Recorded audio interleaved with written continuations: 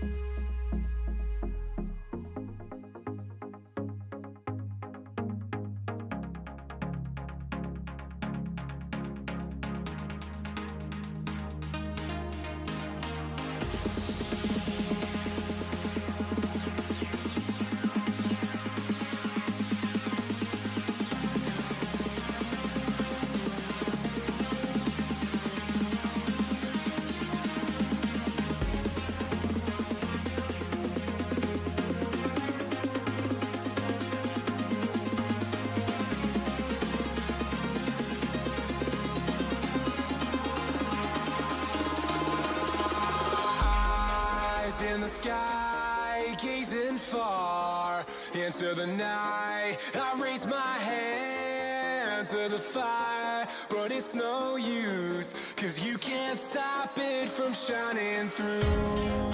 It's true, baby, let the light shine through. If you believe it's true, baby, won't you let the light shine through for you.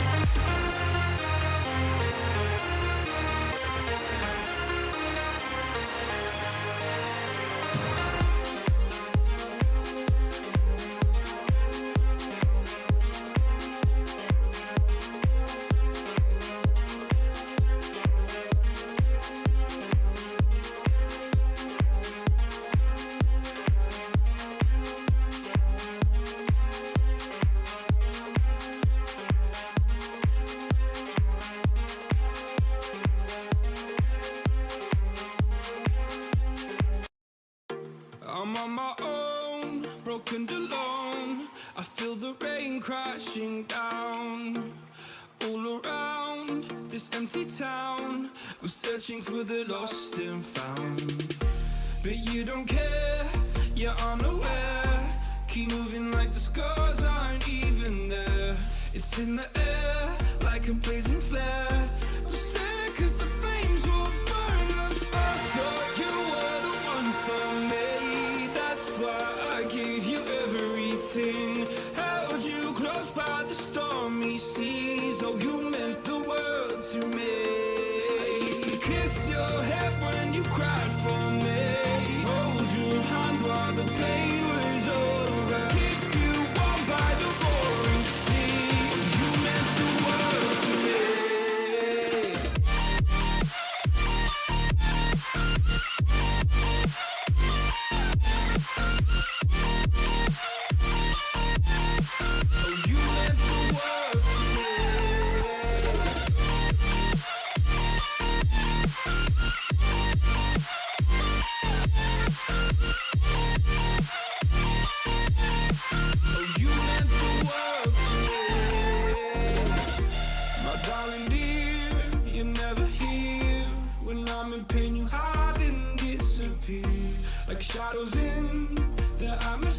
charting the stratosphere.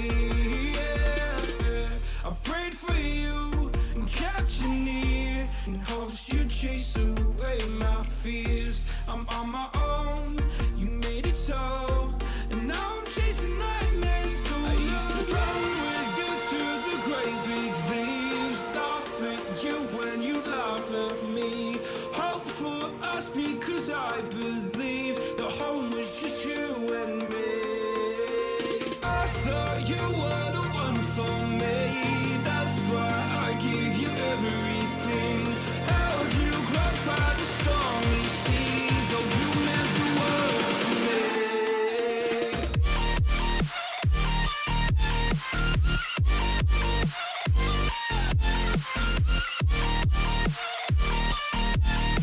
Oh you meant the world to me.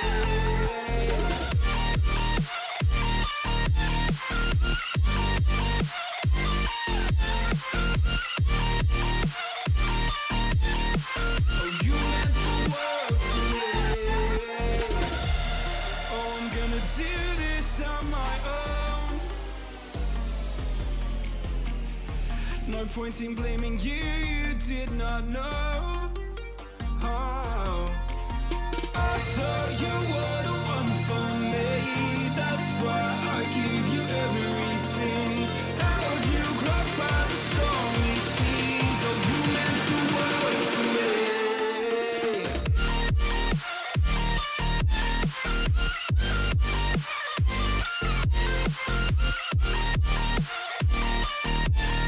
Oh you meant the world to me.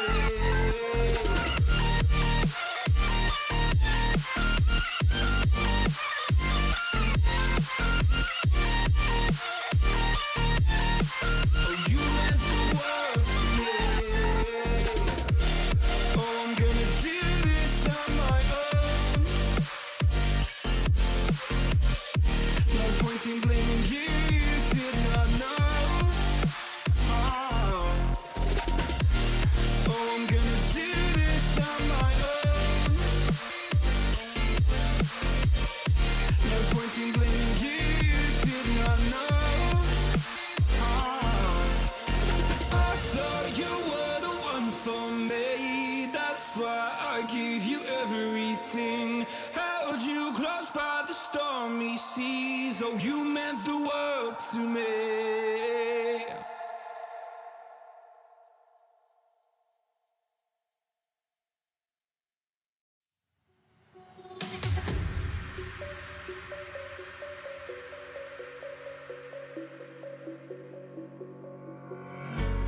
When the lights go down, I've seen hell in you, but you don't care, no, you don't care, no. You just rather watch me fall from a quarter mile. I can see you at the call.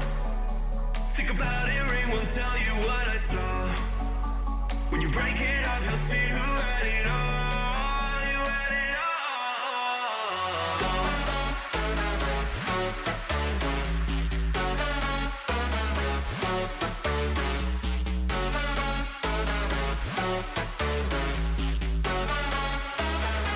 You said you wanted to fall into oblivion, forget about the world we're living in.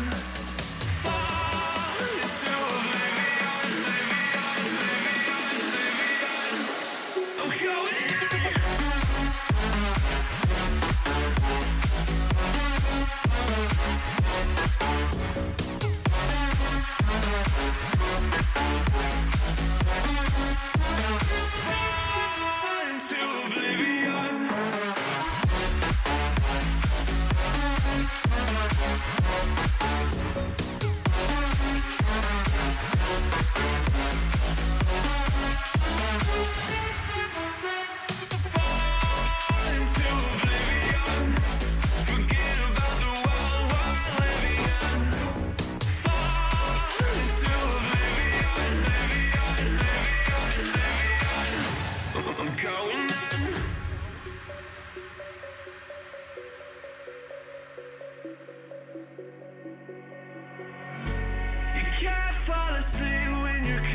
stars, got it together. Your mind can't sleep when you let it serve. Now you wanna see me fall. From a quarter mile, I can see you at the call. Think about it, ring won't tell you what I saw. When you break it up, you'll see who had it all. You had it all.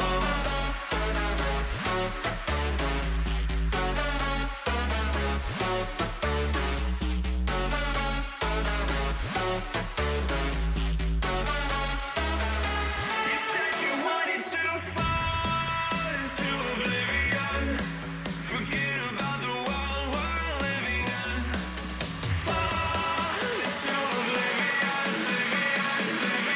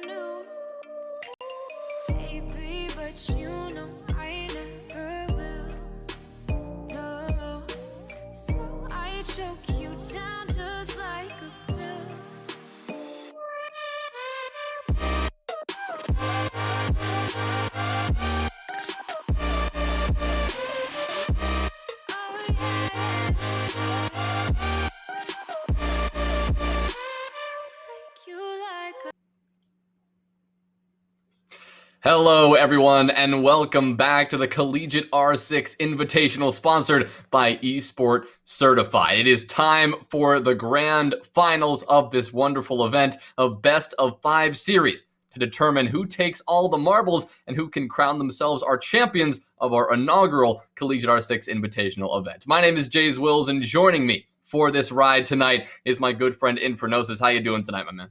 Man, I'm doing absolutely wonderful. Always a pleasure to cast for the CR6 and with you. I'm so looking forward to this matchup.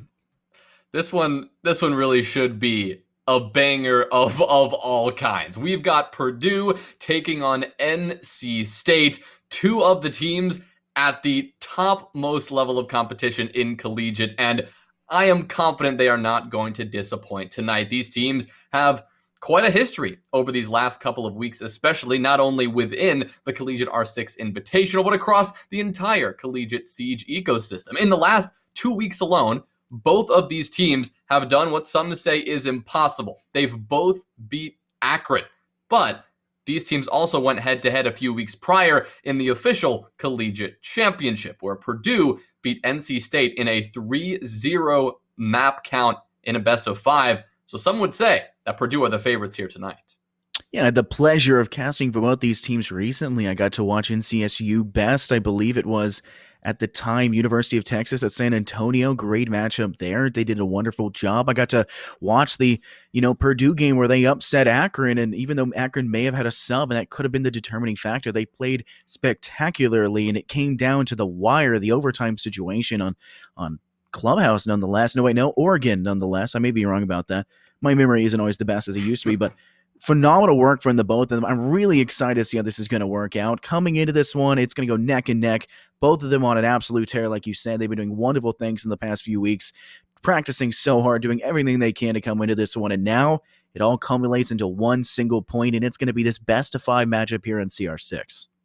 Well, I love that you brought up the practice that these two teams have been putting in, because in collegiate especially, if you're putting in practice and if you're really grinding out the hours and putting in the work, you are certainly going to separate yourself from the rest of your competition. It's collegiate after all. These players have a lot of other things going on in their lives. They all are university students, and so finding the time to practice is not the easiest thing. But for the teams that can, for the teams that do fit in those practice into their schedules, you can see it clearly in their play style. They will jump out ahead of their opponents, and we've seen that from both of these two teams specifically over the last couple of weeks, both of them having a meteoric rise over the last few weeks, taking down teams that we once thought were completely equivalent to them. Purdue, according to my notes here, they took down UGA, another fierce collegiate opponent. NC State, they took down UTSA, University of Texas at San Antonio, as you mentioned, Infernosis, and those teams are not easy to take down.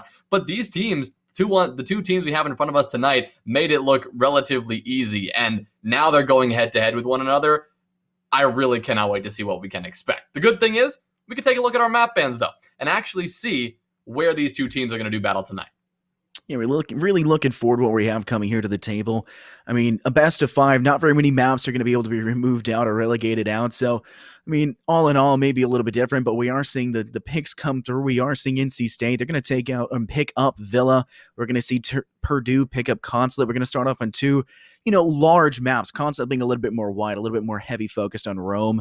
And then bans for Cafe and Theme Park. Personally, I can't stand Cafe, so that's a great ban in my opinion. And Theme Park is one that a lot of teams kind of have stopped practicing if you're in, say, another team elsewhere. It's just not a part of the main pool. And then NC State picking up Coastline, very frag-centric styled map. We're seeing Purdue take up Oregon, where they've already had success previously against Akron. And now the decider matchup going to be Clubhouse. Who knows if we'll even make it there? Well, there are a couple of interesting points that we can pull out from these map bands. First of all, we see Purdue picking up Consulate. Now, that is no surprise at all. They are one of the strongest, if not the most powerful Consulate team in all of collegiate at the moment, and this is a map that they took down NC State on just a few weeks prior. No surprise to see them pick that map. But what is a bit of a surprise is NC State electing to pull out the Coastline pick. Again, this is one of Purdue's strongest maps, and another map that Purdue prevailed over NC State just a few weeks ago. I'm not sure why they didn't ban Coastline and maybe picked Cafe in that spot as well. An interesting flip, but really does suggest that NC State have been putting in the work on Coastline. Useful to do that because you know Purdue like that map. You expect that they're going to leave that one on the board. And in a best of 5 series, what's beautiful about a best of 5 is you cannot hide behind your bans for much longer. I mean, starting off pick, you don't get a chance to ban first. And that is not something that happens in any other best of 3, best of 1 situation. The opponent gets to pick the map right off the bat. Every single weakness will be exposed. Absolutely. And that's going to be very detrimental, say, like you said, Purdue, if they're that competent on Consulate. This may not bode well, and letting Coastline come through as well could be another difficulty. Maybe NC State, despite all the practice they've been doing, maybe haven't been, focusing in on what should be banned, what they don't want to play. Maybe it's just comfort picks for them. Maybe they're not taking the target bans for these maps and instead just playing what they feel is best for them. We'll have to see what they really decide to do. Obviously, you can ban out operators as well. Let's see if that's target bans or comfort bans, whatever they want to do. It will have to come down to the wire for it. But Purdue, just based off the map bans and what you've been talking about, looking like they're going to be pretty comfortable, at least on map 2 at the latest. But I'm looking forward to Villa, a very roam-heavy map, wide space on that second floor. Looking forward to heading to the tertiary objective choice of kitchen and dining. Lots of free space to go into. Purdue did a phenomenal job of denying a lot of potential previously on Villa, and they completely managed to take Akron into a fool, I guess you could say, and caught them off guard in their own playstyle against it. And I mean, I raved about Akron on Villa for that first floor for their team coordination, and they still managed to take it out with a win. I'm looking forward to what they can do in this one as well. Yeah, and I do want to highlight Villa just again that this is the first map of a best of 5 is really important in all cases. It's really sets the rhythm and sets kind of our understanding as spectators, who is going to be the dominant team that's setting the momentum and really paving the way forward into this series all night long. But not only that, but the fact that we're going into Consulate and Coastline immediately following, arguably Purdue's strongest maps in the entire pool. If NC State cannot take the first map of Villa, I don't love their chances in this best of 5. I think if Purdue can take the momentum on NC State's pick, you then go to Purdue's strongest map of all time, Consulate, going right into another frag-heavy map that they excel on of Coastline. That could be it for NC State. We may not even see Oregon and Clubhouse here. So that's something I think that's worth noting, but also, to the very same vein, if NC State can take this first map, in style, and they can really come out with a dominant victory, maybe Purdue finds themselves on the back foot, and even on their own home territory, we could see them struggle just a little bit. I'm really looking forward to seeing what they're capable of. I am worried, however, when it comes to jumping into like a mentality issue across the board. You have to worry about whether or not a player's mentality can really taking too many losses in a row. Best of 5 is a long period of time you have to worry about, and that could be pretty detrimental to one side. So keep that in mind. I'm sure we're about to jump into something else. I have a couple more talking points to bring into it before we jump into the game. But I do want to bring in who we are sponsored by here, Esport Certified. I want to bring them up here real fast. Could not be done here without them. Esport Certified is a gaming gear destination exclusively for college and university students. You discover today's premier esports gear from Razer, SteelSeries, HyperX, and more, all at epic savings. So visit today at www.esportcertified.com. And they also have Rig, which is apparently we have a giveaway going out here today, JZ. Yes, we have 4 Rig 500 series headsets to give away throughout the broadcast today. The first one, we're already getting that giveaway underway. You head to Twitter, check out the CollegiateR6 Twitter page. You can predict who you think is going to come out on top of this matchup. If you get that prediction correctly, you will be entered into the drawing to win one of these 4 headsets. Now, you might probably wondering, wait a minute, there's 3 more headsets to give away. And we will be giving those headsets away throughout this series tonight, right on Twitch. Pay attention. At the end of map 1, at the end of map 2, and map 3, we'll be doing a giveaway in chat. We'll ask you to spam a certain phrase, and you'll be entered to win one of those headsets. But a couple more talking points about this series, because our wonderful sponsors obviously contributed and making this event possible, but our teams who really have been putting in the work and grinding for this spot, we're just waiting on a couple of them to get ready to go. But Infernosa, say there was one, you mentioned you saw these teams play out on Villa before. If there was one element on Villa, one element of the map that you think one of these teams or another should get underway and really focus on early on, is there anything you have in mind? Well, talk about the difficulty of holding the Aviator and Games Room objective. A lot of teams will, typically play a Maestro. It's a very strong with an Alda in hand, has long sightlines, can play a lot of potential with Evil Eye and Information. You'll typically see them either placed behind bar of Games Room, or you'll see them inside that trophy room, that trophy vault. I mean, honestly, a lot of teams tend to sleep on placing that correctly. I mean, it may seem like a boring role to do that, but at the same time, there's a lot of small hyper plays you can do. You can take some floorboards out, take a cross shot to look into main lobby as you step inwards. You've got steps towards main staircase to watch through. There's so many small things, small incremental changes you can make into a playstyle, so you're consistently doing activities that are progressively leading your team into a more higher chance of taking the victory in that round. You can't be complacent in your strategy. Constant movement, constant information gathering. Even on the defense, you have the opportunity of using your Evil Eyes for information. Maybe you bring a Valkyrie that hasn't been banned out, look for information that way. You've got tons of opportunities. Amazi, if you can manage to get a past hack onto a drone and take it, that's information that's movable on the way, and it could really work out for it. But I think we're just about ready to go in. We've gotten the R's from all the teams. We'll jump pretty quickly into this one. I'm really excited because this map is very dangerous to deal with. My favorite objective for it is obviously dining in the kitchen room for that tertiary objective. So if we see 2 back-to-back victories on that second floor for the defense, man, I'm looking forward to seeing that one. Well, the good thing is we don't have to wait much longer to actually see this one unfold, and we can head right on into our operator band and actually see what kind of series we are in for, or at least what kind of map we're in for. Now, the operator bands, when you're playing with these two teams, especially with NC State, can really bring out some unexpected fruit. NC State is a team that loves to bring out more unique bands, and I really am eager to see exactly what they choose to do here tonight. The Thatcher ban from Purdue, that is no surprise, but when we get onto the defensive side of things, NC State is a team that loves to ban out the smoke of all players. Now, that is something that almost no team in Collegiate will do other than NC State, and it's something that really feeds in to their 20-second meta attacking strategies. They wait until the last possible moment to make their executes going. They have a very methodical and disciplined and patient style of attack that we may very well, and I expect that we will be seeing throughout all of these maps here tonight. And taking off that smoke is a perfect operator to lend itself to that delayed attacking strategy. Now, the Jackal band, their attacking band here, again, not much of a surprise for a map like Villa, and the Cade, they're not going to do anything crazy, at least for their defensive band, taking those Electro Claws off the board.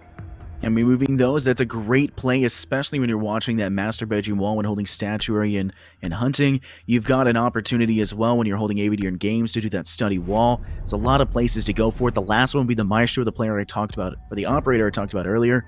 You're going to see that so consistently in this map. They're going to remove it, keep it off the board. A little bit too strong when it comes to it. The Alda, just no recoil, too much ammo in the gun, just too much to deal with, and they're going to completely relegate that one off. But starting off in round 1 here, really looking forward to what they're capable of. With the Jackal being off, maybe roamers will have a little bit more free room to go about. This map's really wide. We could see some presence into players rotating through the basement, see them trying to take advantage of the long rotation routes to maybe come up and maybe study into astronomy and catch a player from the rear if they step through master bedroom, trying to do that pincer to the south. But trophy and statuary is when we're starting with, so we're going to be starting not in the go-to objective room usually of Aviator and Games, but this one's going to be interesting to see whether or not the attacking side enters from the study side up on the second floor, if they're going to go to the first floor and clear, because we already know the teams are worried about roam.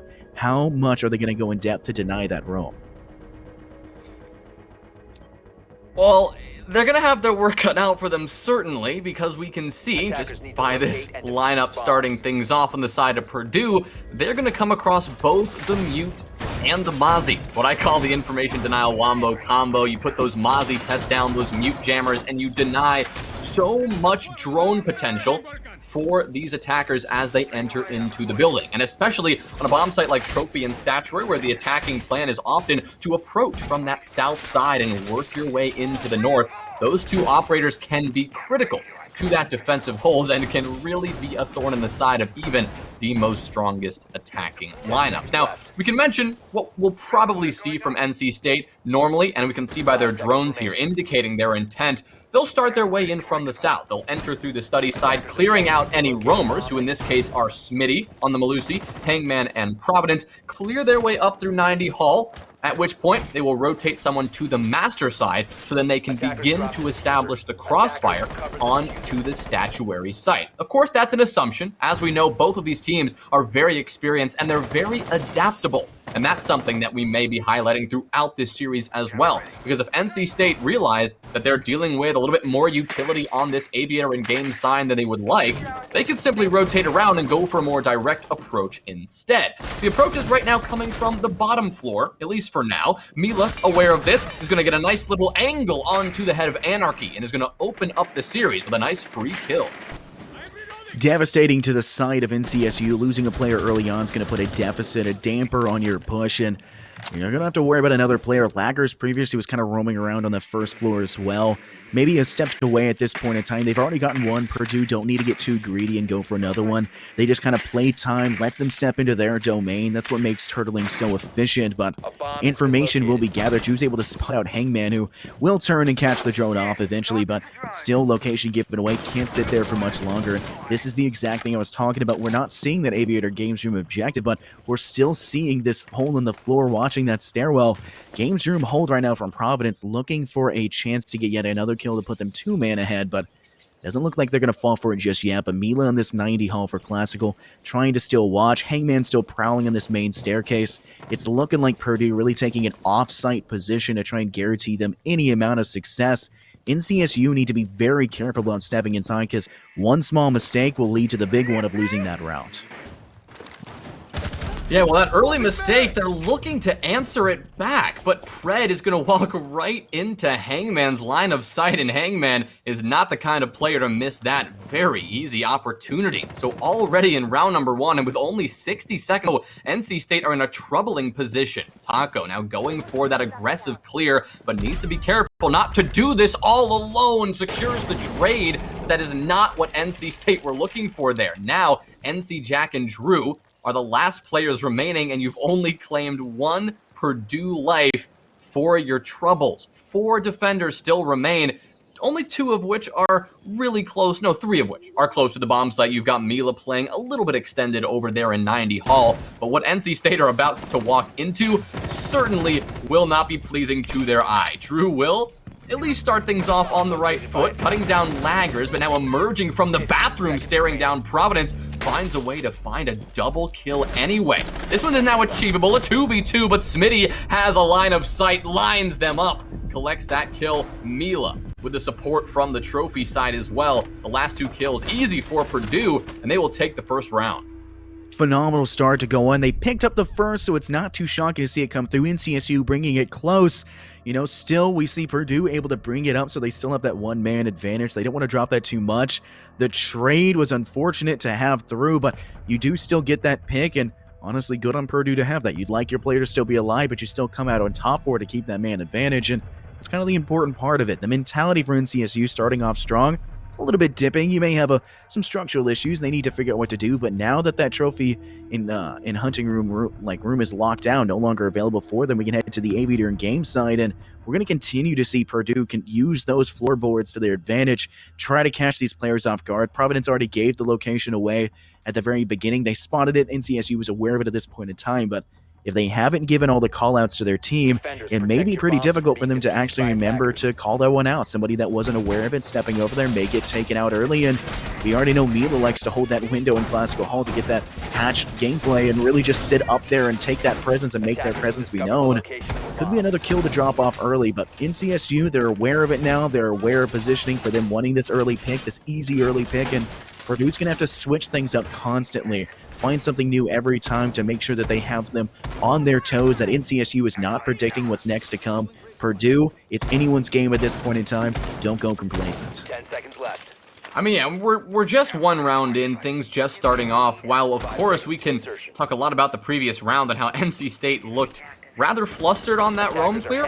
You know, it's the first round. It's a best of 5. There are a lot of rounds to play in this series. So one little mistake in the first round of the night is nothing to get at least too hung up by for now. NCSU, they will certainly like to clean up that roam clear for this round, because that is not a mistake you'd like to repeat, especially now that you likely know exactly what Purdue are bringing. I mean, this map is as common and as typical as they get. You know exactly what you're walking into. A roamer or two on that north side, and then pretty much everyone else playing on the objective itself. But now, with the bomb site switching up that top floor location, going over to the Aviator in-game side, NC State are once again faced with the same decision. Do they want to enter from the north and clear on through from that trophy side, or are they going to undertake a lot more of an aggressive attacking strategy? And based on these positions, looks like they're playing a little bit of vertical here. They may not be going for that fully extended north to south approach.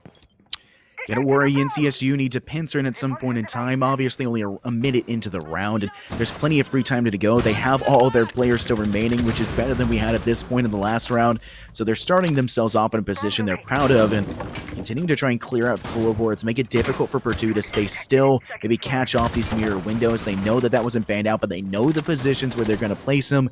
It's such a set strategy, and NCSU is going to be systematically dismantling those in their favor, looking for any opportunity to give themselves a clinical edge advantage to allow them to take some control in this round and maybe grab themselves a kill. But still worried about that outside veranda. They need to step in towards study, but as of the moment, Providence has a player nearby, and they're putting some presence to be known inside Classical Hall.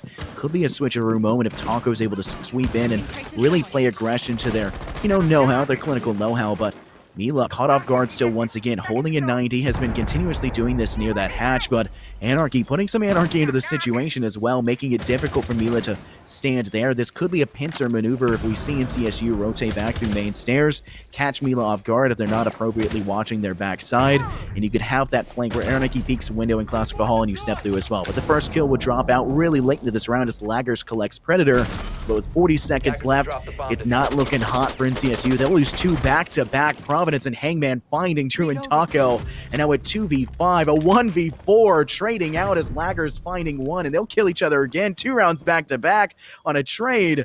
But now Anarchy's the last player standing against 4 Purdue defense, and it's not boding well in this Classical Hall push. Trying to step towards Bar, not looking like a good position. Dropped low, and Gooses will find the kill. Anarchy out for the count, and Purdue will win 2 rounds back-to-back.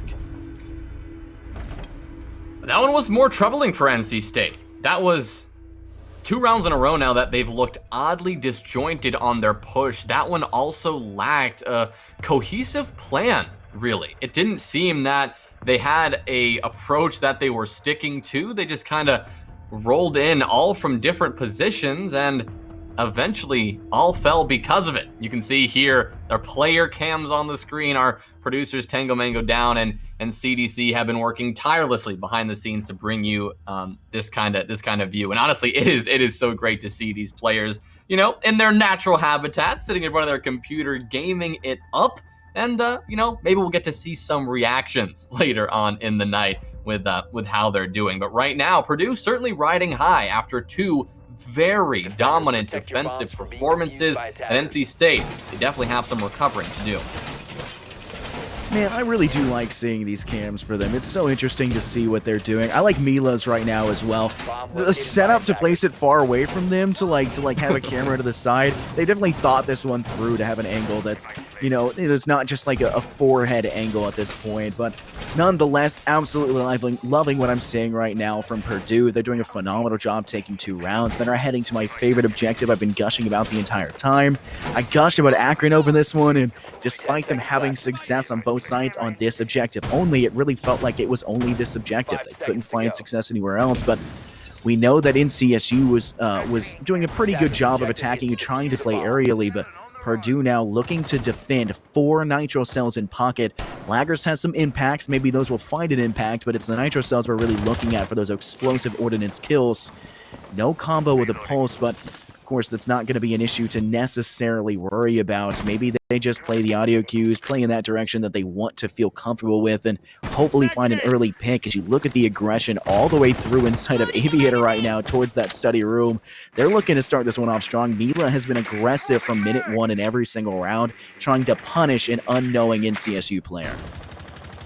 Yeah, this is not something we see very often nowadays, the roaming bandit, especially a bandit in play on this objective. You got a C4, normally you want to keep that in pocket for a bit later in the round, but if you have 4 C4s and 2 impacts, you've got more than enough in terms of explosive utility on that defensive side. It just comes down to where exactly are you going to employ it? At least for NCSU, they're employing their roam clear relatively quickly. With a minute burn, they've now gotten what looks like complete control of this Aviator in-game side, something that they are now fully aware of, as Pred is going to clear on up. But now it comes to the more difficult part of this clear. Trophy and Statuary, directly above the kitchen and dining bomb site, where you still have some defensive resistance, in addition to those mute jammers and those Mozzie pests. But with the C4 landing right under the toes of Taco and removing the Ash from play early on, that is a great opening pick from Purdue, just the way you want to kick things off. Man, that's devastating, and they really haven't wasted any of those so far. Take a look over on that right side of your screen. They still got 3 in pocket. When they've tossed them, they've connected so far, and you're going to have to see whether or not NCSU can kind of figure out what they need to do. They're worried about the floor below them. They're obviously where the nitro cells are present, and I guess the question really comes through is, like, how willing are they to toss them to really relegate themselves for an opportunity? But they can get it done without the nitro cells as well. Goose Smitty finding Anarchy with the Roni, trying to continue to punish, but they'll be fragged in return by Predator. But Drew still looking very wary about that astronomy side with a little bit of support.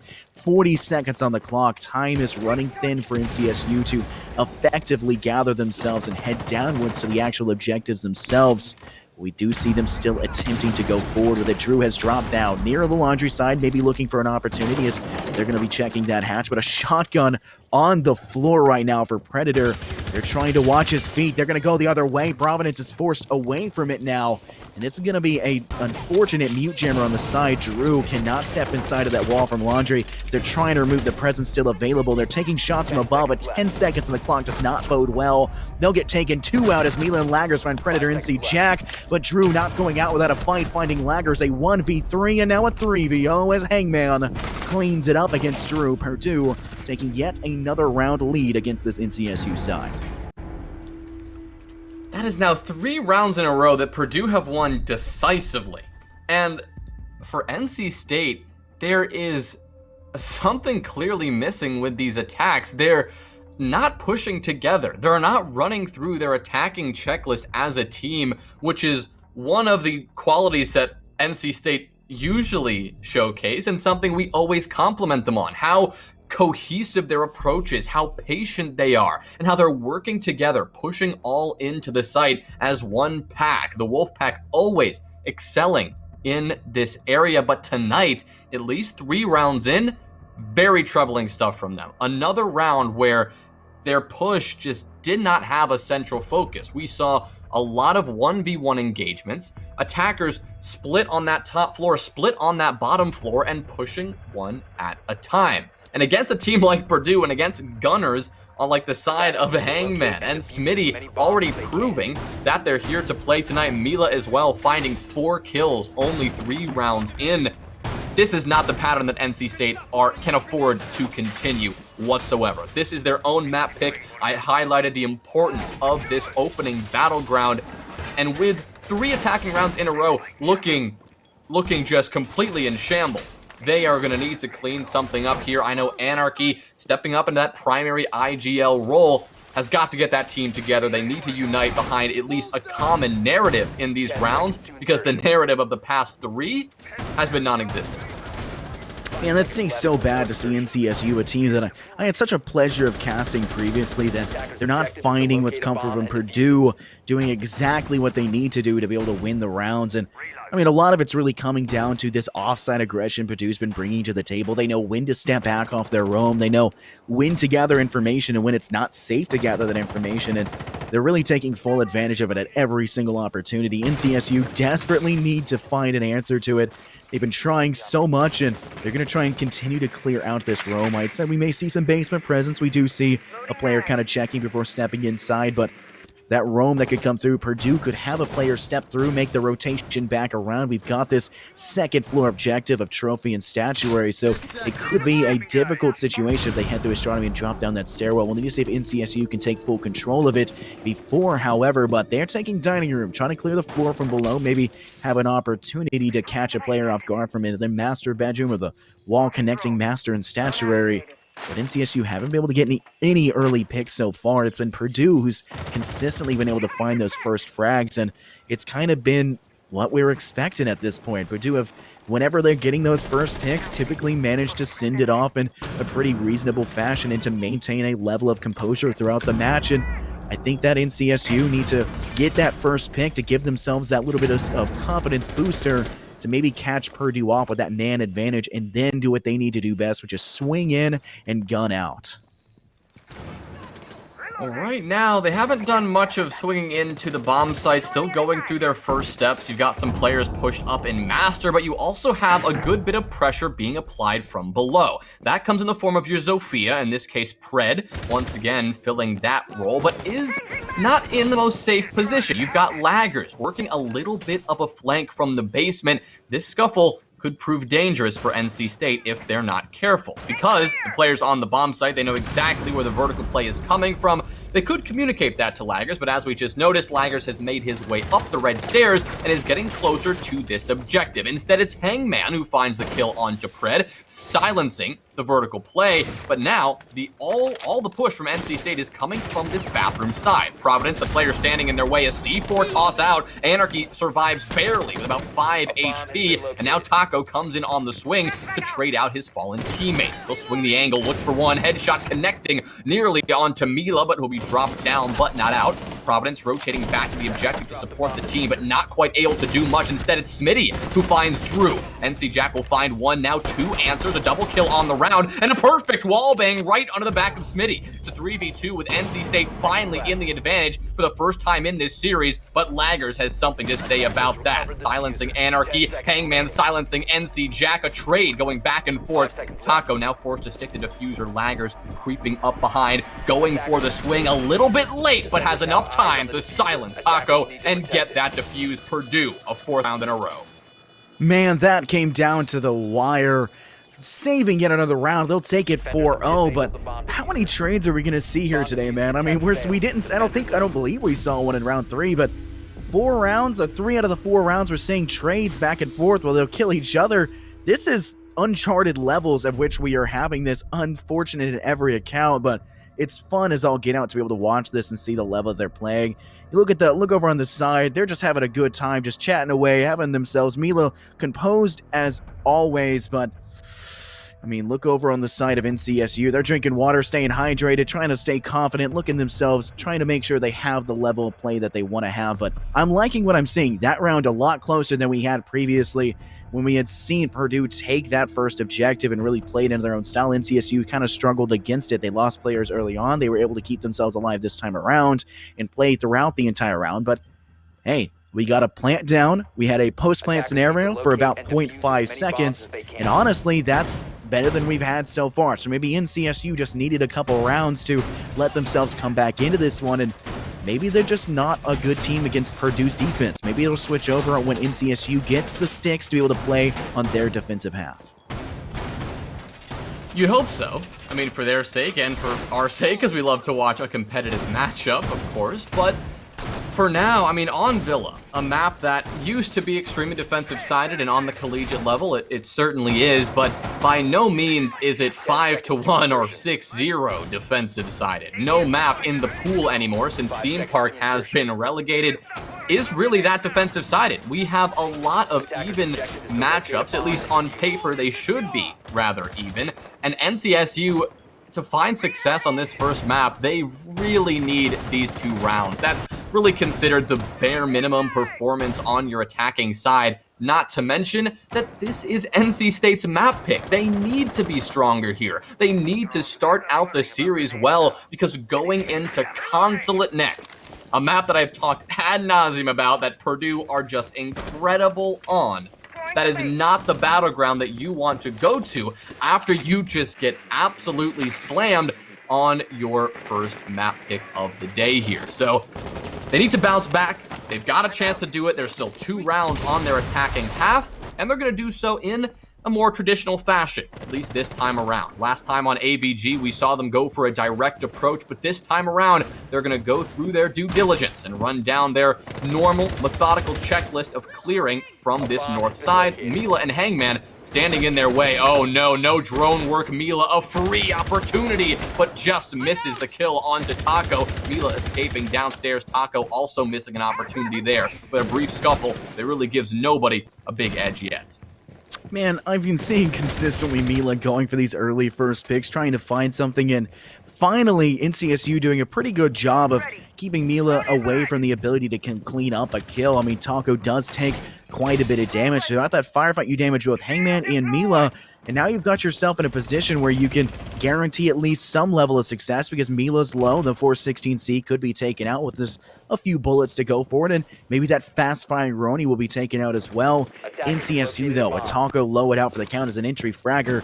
Maybe you take the L in terms of winning out on that fight. Maybe it's not where you exactly wanted to be, but I'll tell you what, Predator does not want to be here, getting into one of those alibi traps and falling for it and unfortunately giving away their position. But this hold right now inside of games with this floorboards that we've been ranting about consistently could play a big factor, but the rotate will be denied. You can see that an air jab being placed by NC Jack will make it difficult for anyone on Purdue to kind of roam away, and we know that Mila loves to be roaming away, and they are, in fact, I don't see them on site. No, they're way over. I think they're actually over in that northeastern corner of the map trying to play away, but with 35 seconds on the clock, not only does NCSU need to push into the objective, Purdue needs to make their roamers and pull them back as well. But firefight ensuing, we do see that Predator just taking a lot of damage in the process, looking a little bit worse for wear. Dive going out, Laggers finding Predator, and Mila finding Drew. A 3v5, Purdue with a 2-man lead, now negated to a 1 as Taco able to find Providence, but Hangman and Mila have something to say about it. It's just NC Jack left, and they won't be left for long. Mila finding the kill. Purdue take a 5-round lead on NCSU. Wow, this is dominance from Purdue right now. This is aggression. This is confidence. And they are showing it round after round.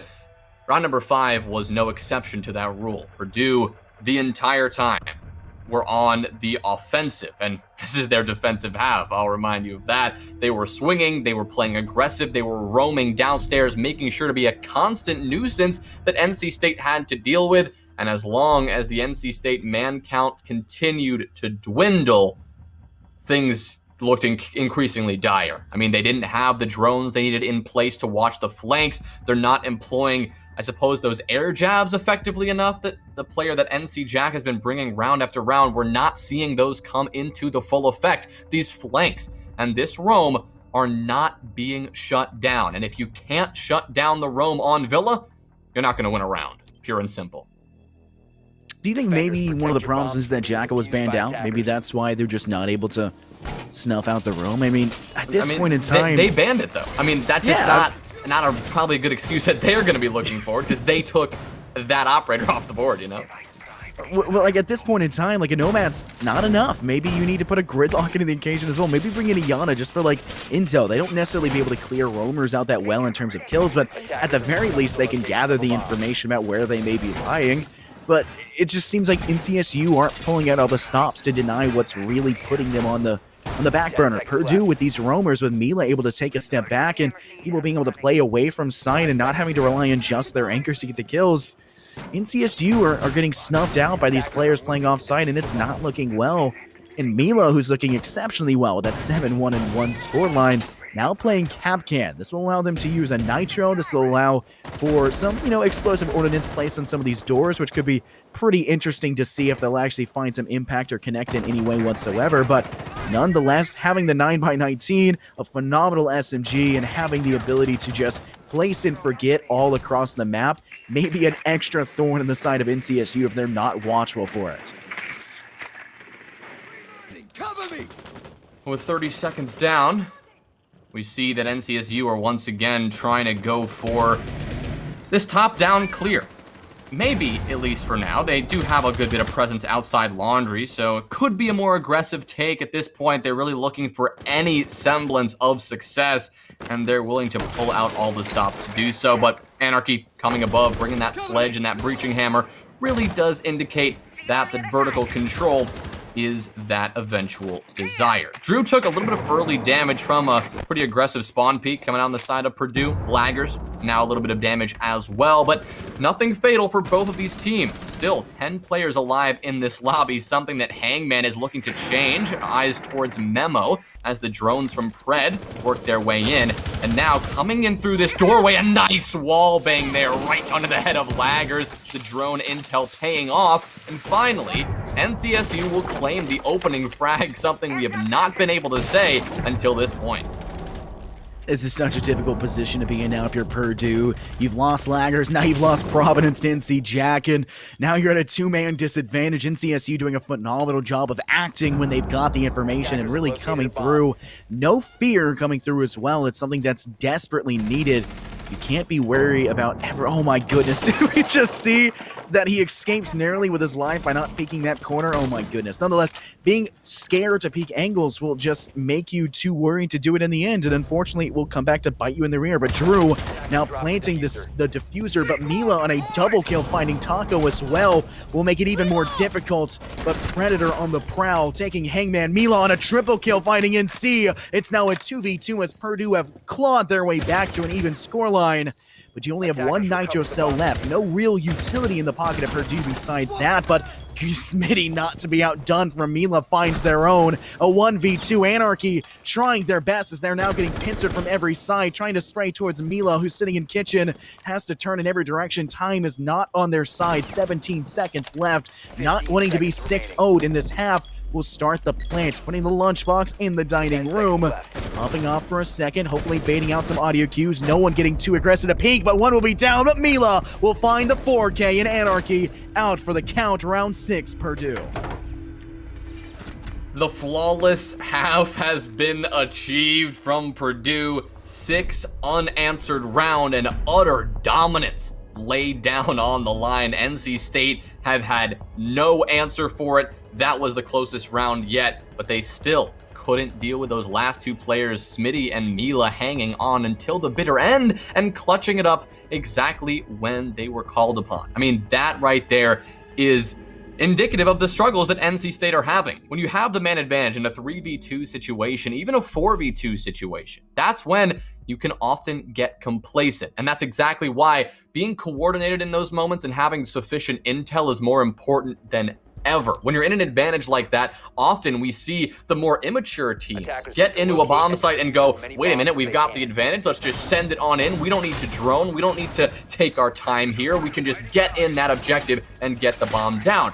But NC State, they are by no means an immature team. They are a team that more often than not, even in a 3v1 situation, will still be methodical. They will still drone that player out, determine exactly what they're dealing with, and then swiftly pounce accordingly. The NC State that we're seeing here on Villa tonight is not the NCSU that we've been seeing in these last 2 weeks, and as such, Purdue are more than happy to take the 6-round gift waiting for them at the doorstep. NC State, they will go now to the defensive half, but anything they do here, it needs to be flawless. They cannot even have the slightest hiccup because 1 round loss, sitting on match point, Purdue will take NC State's map off their hands and start off the series with a bang. Man, it's gotta stink so bad to be down 6-0. I know it's a really big detriment to mentality, but at this point in time, like you said, any small mistake from NCSU is just going to be an icing on the cake for Purdue. They need just one person to overextend, one person to get caught off guard from a wallbang, one person to get fragged out early, and Purdue is going to make themselves go forward and put themselves in a position to take map 1 flawlessly and just try to put this one narrowly into the bag, because as you've said before, our second map seems to be that Purdue special. We're going to see whether or not it's going to also end in a near flawless victory, but not to be outdone, we still need to finish up this match. NCSU on this defense has already taken some damage to Anarchy. Laggers has been tagged for about 15, but all in all, in the end, Purdue have put themselves in a position to take full control of this second floor on this northern side. only taking a minute off the clock. They managed to do it in good time, but NCSU anchoring on this objective is looking to maybe punish a player stepping up that main central stair. The Predator has to actually connect the shots first and foremost. One player rotating down there near Grand Piano, but the drone may be able to give them some information if that rotate does come around from the underside. They could try to get a nitro cell kill below as well, but to start off in the terms of kills, Taco finding laggers will put themselves with that one-man lead, and Purdue now need to play an underdog situation in this round, and now a double underdog situation, a triple underdog situation, because you're now losing everyone on the field, and you've got now only one left in a 5v1. Providence, not much to go with, and needs to find all 5 if they want Purdue to take this flawlessly. Well, NC State, they're channeling their Purdue energy, just swinging everything on defense, playing aggressive, playing confident, and a much-needed change to give them what looks like it will be their first round, and the first flawless round as well. So, quite an adjustment from being the most down bad you could be in a series to now finding, well, the strongest performance you could possibly find. One flawless round delivered, but we can't get too excited about that because they are still 5 rounds away from just forcing overtime. Still 6-1 deficit, and they need to clean things up here. That kind of strategy, that aggression, it certainly didn't feel like NC State, but just maybe that is what they need to pull themselves back in this series. The aggression and the confidence, maybe faking it right now, is exactly what they need to do. You know what they say, fake it until you make it. Fake that confidence, feign that ability to shoot back, that gun skill, and that, possible motivation and momentum that you have. If you feign that for long enough, then maybe you can take the advantage back and find yourself in a fightable situation. Do you think maybe we just see Purdue say, hey, we've got 5 rounds of wiggle room here before it goes into overtime? Do we just start just rushing in, just playing in, saying, hey, they're face-checking us around every corner and doing what you said, swinging every direction? Maybe we just run in. Maybe we just play that same way. We just, just maybe 1, maybe 2 rounds to go for it and just try and, I guess, play TDM at best. I mean, just not really play the strategy that is R6, just go in and try to frag. I don't know how well that would work out, but when you've got Hangman and Mila that are feeling themselves as of the moment, Mila with 11 kills and Hangman with 7, you can't go too wrong with them just trying to find more kills. They're looking spicy, and maybe they just need to bring some spice to the round, some spice to the situation. We've been denied of a flawless victory for Purdue, but we had stated NCSU needs to be flawless if they want to try and make this comeback, and they're giving us a good hint at what they're capable of with a round 1 on their defense flawless victory. Well, you hinted at the aggression from Purdue that we might see it come out here, and Hangman at least showcasing a little bit of that already, working their way in from below. No drone at their feet, just a good bit of an aggressive clear. But now that clear is going to make its way towards Taco, who's now been droned out behind what we call Tetris, the stack of tables and chairs and dining, and he's already been able to find his first kill, this one onto Mila. Hangman looking to answer back, sprinting right on into Memo, but his gun was not up. Taco was ready to find the kill, and the kill that now NC State are looking to enjoy. A 5v3 situation now with NCSU furthering that advantage. Purdue with this massive lead, they're showcasing that confidence, but at the same time, that confidence has already cost them 2 players in this round. And taking the L early on there, losing 2 players. This is just a repeat right now of what we saw just the round previously, which is unfortunate for Purdue, but they may be able to try. I hate the caster's curse that just happened here, man. I said Hangman and Mila feeling themselves going so hot, and then immediately the first 2 dead. I mean, that's just so unfortunate. That is a perfect square right there. Sorry, a little bit distracted there. It stinks that they are the first 2 to be felled, and a phenomenal job by NCSU to guarantee it. But as of the current moment, Purdue need to find an answer. They haven't been able to shut down NCSU's swings. They haven't been able to stop their off-roam game. They're playing in some of these off angles that Purdue just aren't necessarily anticipating. They're being cut off guard from it, and it's exactly the opposite of what you want. But as of the current moment, Taco's still below, and Predator is as well. NCSU still haven't made their way back, but Purdue may be able to step in, fight that 3v3 that are near the actual objectives themselves, and then maybe have someone to play some support, but Drew will not allow it. Smitty out for the count, and now it's just Laggers and Providence in a 2v5. Not boding well as Taco will make it a 1v5. Back-to-back flawless is denied by Providence, but it's still going to go in NCSU's favor. Round 8. They're really trying to claw this one back for us. Yeah, again, quite a performance. I mean, these two teams, they are...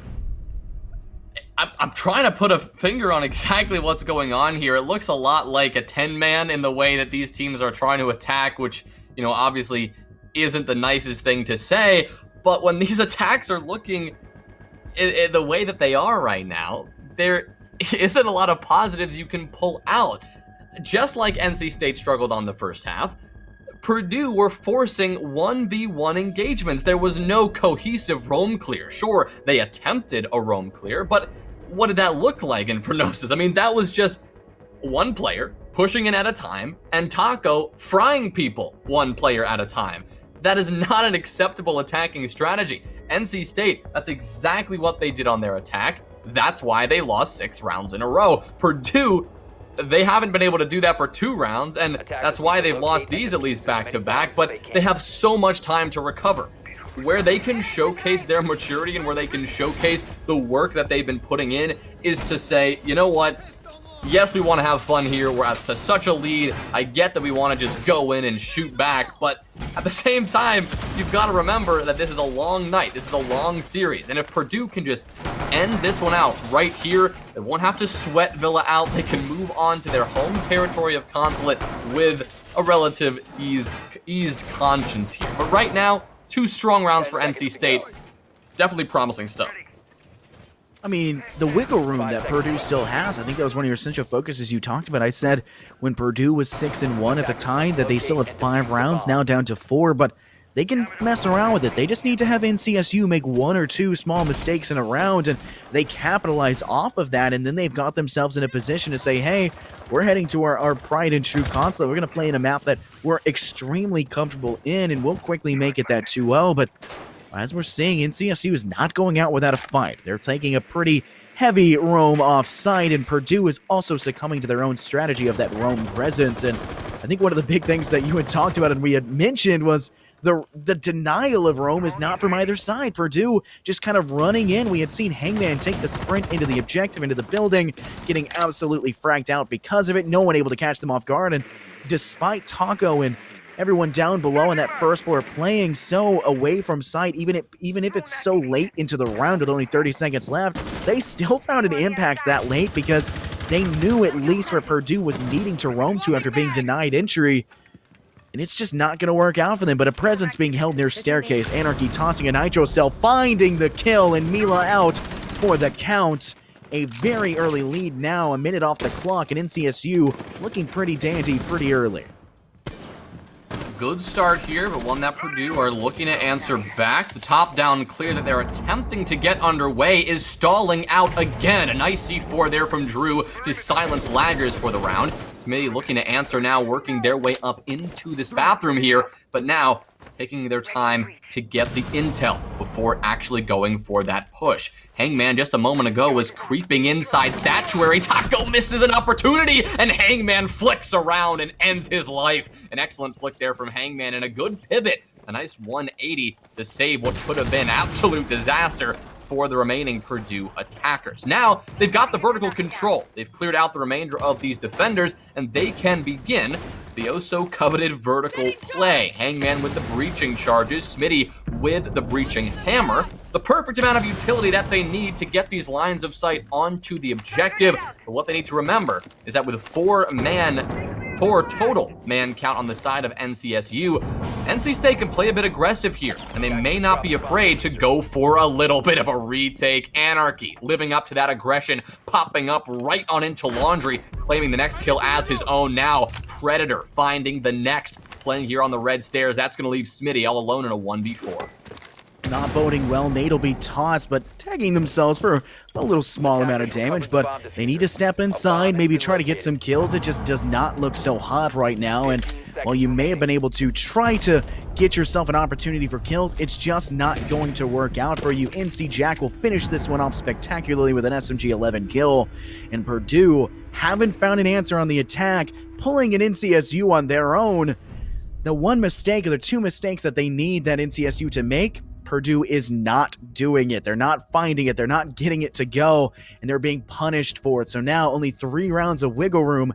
NCSU have done spectacular for themselves. Only 2 deaths on the NCSU since the halftime switch. Purdue are not only not getting round wins, they're not getting themselves in a situation to actually have a coherent attacking strategy. I mean, 3 rounds NCSU have taken, and I'm wary to get too hopeful here because, again, they still need to win 3 rounds in a row to bring this one back. But, I mean, where they're sitting right now, they could absolutely do this. I mean, I've highlighted that this is a mature team who've been putting in the work, putting in the practice. And, I mean, this is the opportunity to show that you're not just, you know, an average team who's going to collapse under the pressure of making a big comeback and holding that out for the remainder of the map. I mean, same can be said for Purdue, though. I mean, they are also in a position where they could easily choke this lead and need to be very careful about how they play their next attacks. Now, I've already said this once, and I don't want to sound like a broken record here, but these roam clears and just the early entry that both of these teams are making into the building on their attacking half has been, without a doubt, their weaker standpoint. Even though their entry players are finding the frags, Mila and Hangman, as you highlighted already in Phronosis, they are not doing much, at least on the attacking side. Most of those kills were found on that first half, and honestly, I need to see something from them if we can hope that Purdue are going to make a comeback happen. It needs to, you know, not a comeback happen, but really just finish out this round. Again, they are still sitting on match point. They have everything working in their favor, but they still need to, you know, put on their focus caps or something like that. They still need to zone in and make something happen, something that we have yet to see on their attacking half. But with, you know, 1 minute burned, we can already see the progress that Purdue are making, or I honestly lack thereof. They're playing this very methodically. They're still working their way in the building, wary of the positions that NCSU are taking up. And we can see Taco here, holding a long angle carefully towards Mila, who's approaching over here in mud. Now we have an opportunity, a 5v5 still in play, and, well, some time has been bought out, no one falling as the caster curse rears its head, but Purdue finding the initial punishment, but immediately brought back to a fair fight as Drew finds laggers. Time is a little bit slow right now. Purdue may be looking a little bit more systematically to go for a more coherent strategy-based attack, but it's still looking like it's favored for NCSU. They have the you know, I guess the advantage of anchoring. They have the advantage of being able to roam a little bit more adjacent to site, but Purdue making it a little bit more difficult. Drew out and Providence in. A 3v4. Purdue looking spectacular in this one, hoping to end this one off, not letting NCSU get any more rounds under their belt, but Mitako able to take their step back, and Predator also as well. I mean, Purdue need to take that step inward, head either into Aviator Games and decide where they're going to plant and put themselves a little bit more in a situation where they can sit a little bit more pretty, but when nades being tossed, Flash is being relegated out behind bar. Now a plant coming in from Providence, and Nitrocell could be tossed, and it will. Anarchy finding it, and now the fight back to a 3v3. Still one Nitrocell in the hand for Taco, but Anarchy making it a little bit more even, finding 2 kills, and now refragged out. Predator felling to Hangman. A 2v2, no Nitrocell left. Diffuser behind bar. Hangman and Goose and Smitty looking for a chance to end this one off. Punishment must be had at some point in time. Purdue need to get to a position where they feel safe enough to plant. Taco still inside of Aviator. Anarchy finding Hangman with the sightline from that vault room, and now with 10 seconds left, Smitty is in a very dangerous predicament, looking to punish Anarchy, stepping around with aggression, finding him now. Taco and Smitty in a 1v1. He's pushing for the kill. Smitty not able to get close enough, and it's going to go in the round of NCSU.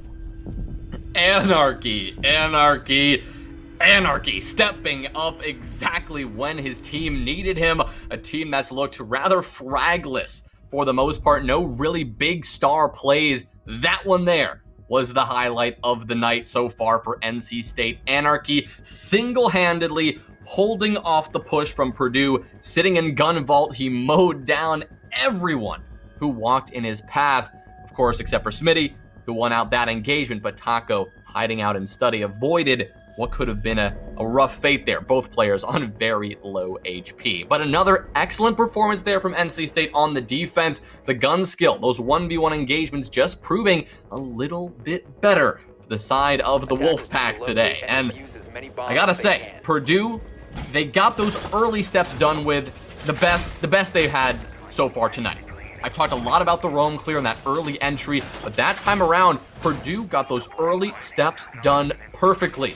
The problem that time around was their actual execute. It had been so long since either of these teams has had a real shot on pushing into the bomb site that apparently it was foreign to Purdue. And when it came down to actually pushing into games, the same problem, just kind of in a different setting, reared its ugly head. 1v1 engagements, not playing together and not playing with enough intel. It was one person at a time through games into the bar area trying to get that plant down, and Anarchy was more than happy to shut down those players with those engagements as they were presented to him, really stepping up, finding that 7th kill for him in this series, now joining both Taco and NC Jack at the top frag of this team. But as you can see, although that was a star performance from Anarchy in that last round, everyone on the side of NCSU has been stepping up, the kills very evenly distributed. Man, and Purdue, who was able to bring themselves into a situation where they were actually getting a first pick and getting ahead, robbed away from them. NCSU and nitro cells and guns all about, saving themselves by hiding behind study desk. So many small things that the NCSU was able to bring to the table and pull out of nowhere that Purdue just got the rug pulled out from underneath them, and it's been 4 rounds of that consistently. Purdue were finally able to find impactful kills, but not all of the ones that they needed, and now they only have 2 rounds to sit pretty. It's kind of been the pacing so far. Defense has been one-sidedly been the side, which is, you know, it's pretty normal for R6 to see defense be that side advantage, but not so much like we're seeing here. There has not been a single attacking round win in this entire game so far. It is not boding well. This may go to overtime if NCSU was able to surmount 2 more rounds and keep Purdue on the outskirts of this matchup. They may be ahead by 2, but they need to be able to get frags to win these rounds. You gotta win it out, and they're not able to get the plant down. They're not able to get the kills. Purdue, man, they've got to find something.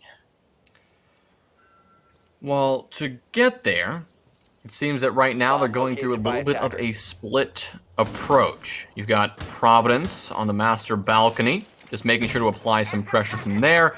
And Smitty, coming up from that first floor, will now join his teammate. The rest of Purdue, you're working your way over from that southwest side, pressuring up from landing. So you've got all angles really pressured right now, and, well, a couple of angles pressuring Anarchy, who's stuck here in the closet, forced to get aggressive, or at least he thought he was forced to get aggressive, but that was not correct. There was no pressure from the other side, and he will fall as a result. So now you've lost a player who single-handedly won you that last round. So for NC State, you're finding yourself in a rather uncomfortable position. But with Purdue, they made a lack of progress so far. And now that Providence has fallen, things could be looking up here. Taco lining up another. Now the plant going down low behind the statue. Hangman and Mila on the coverage.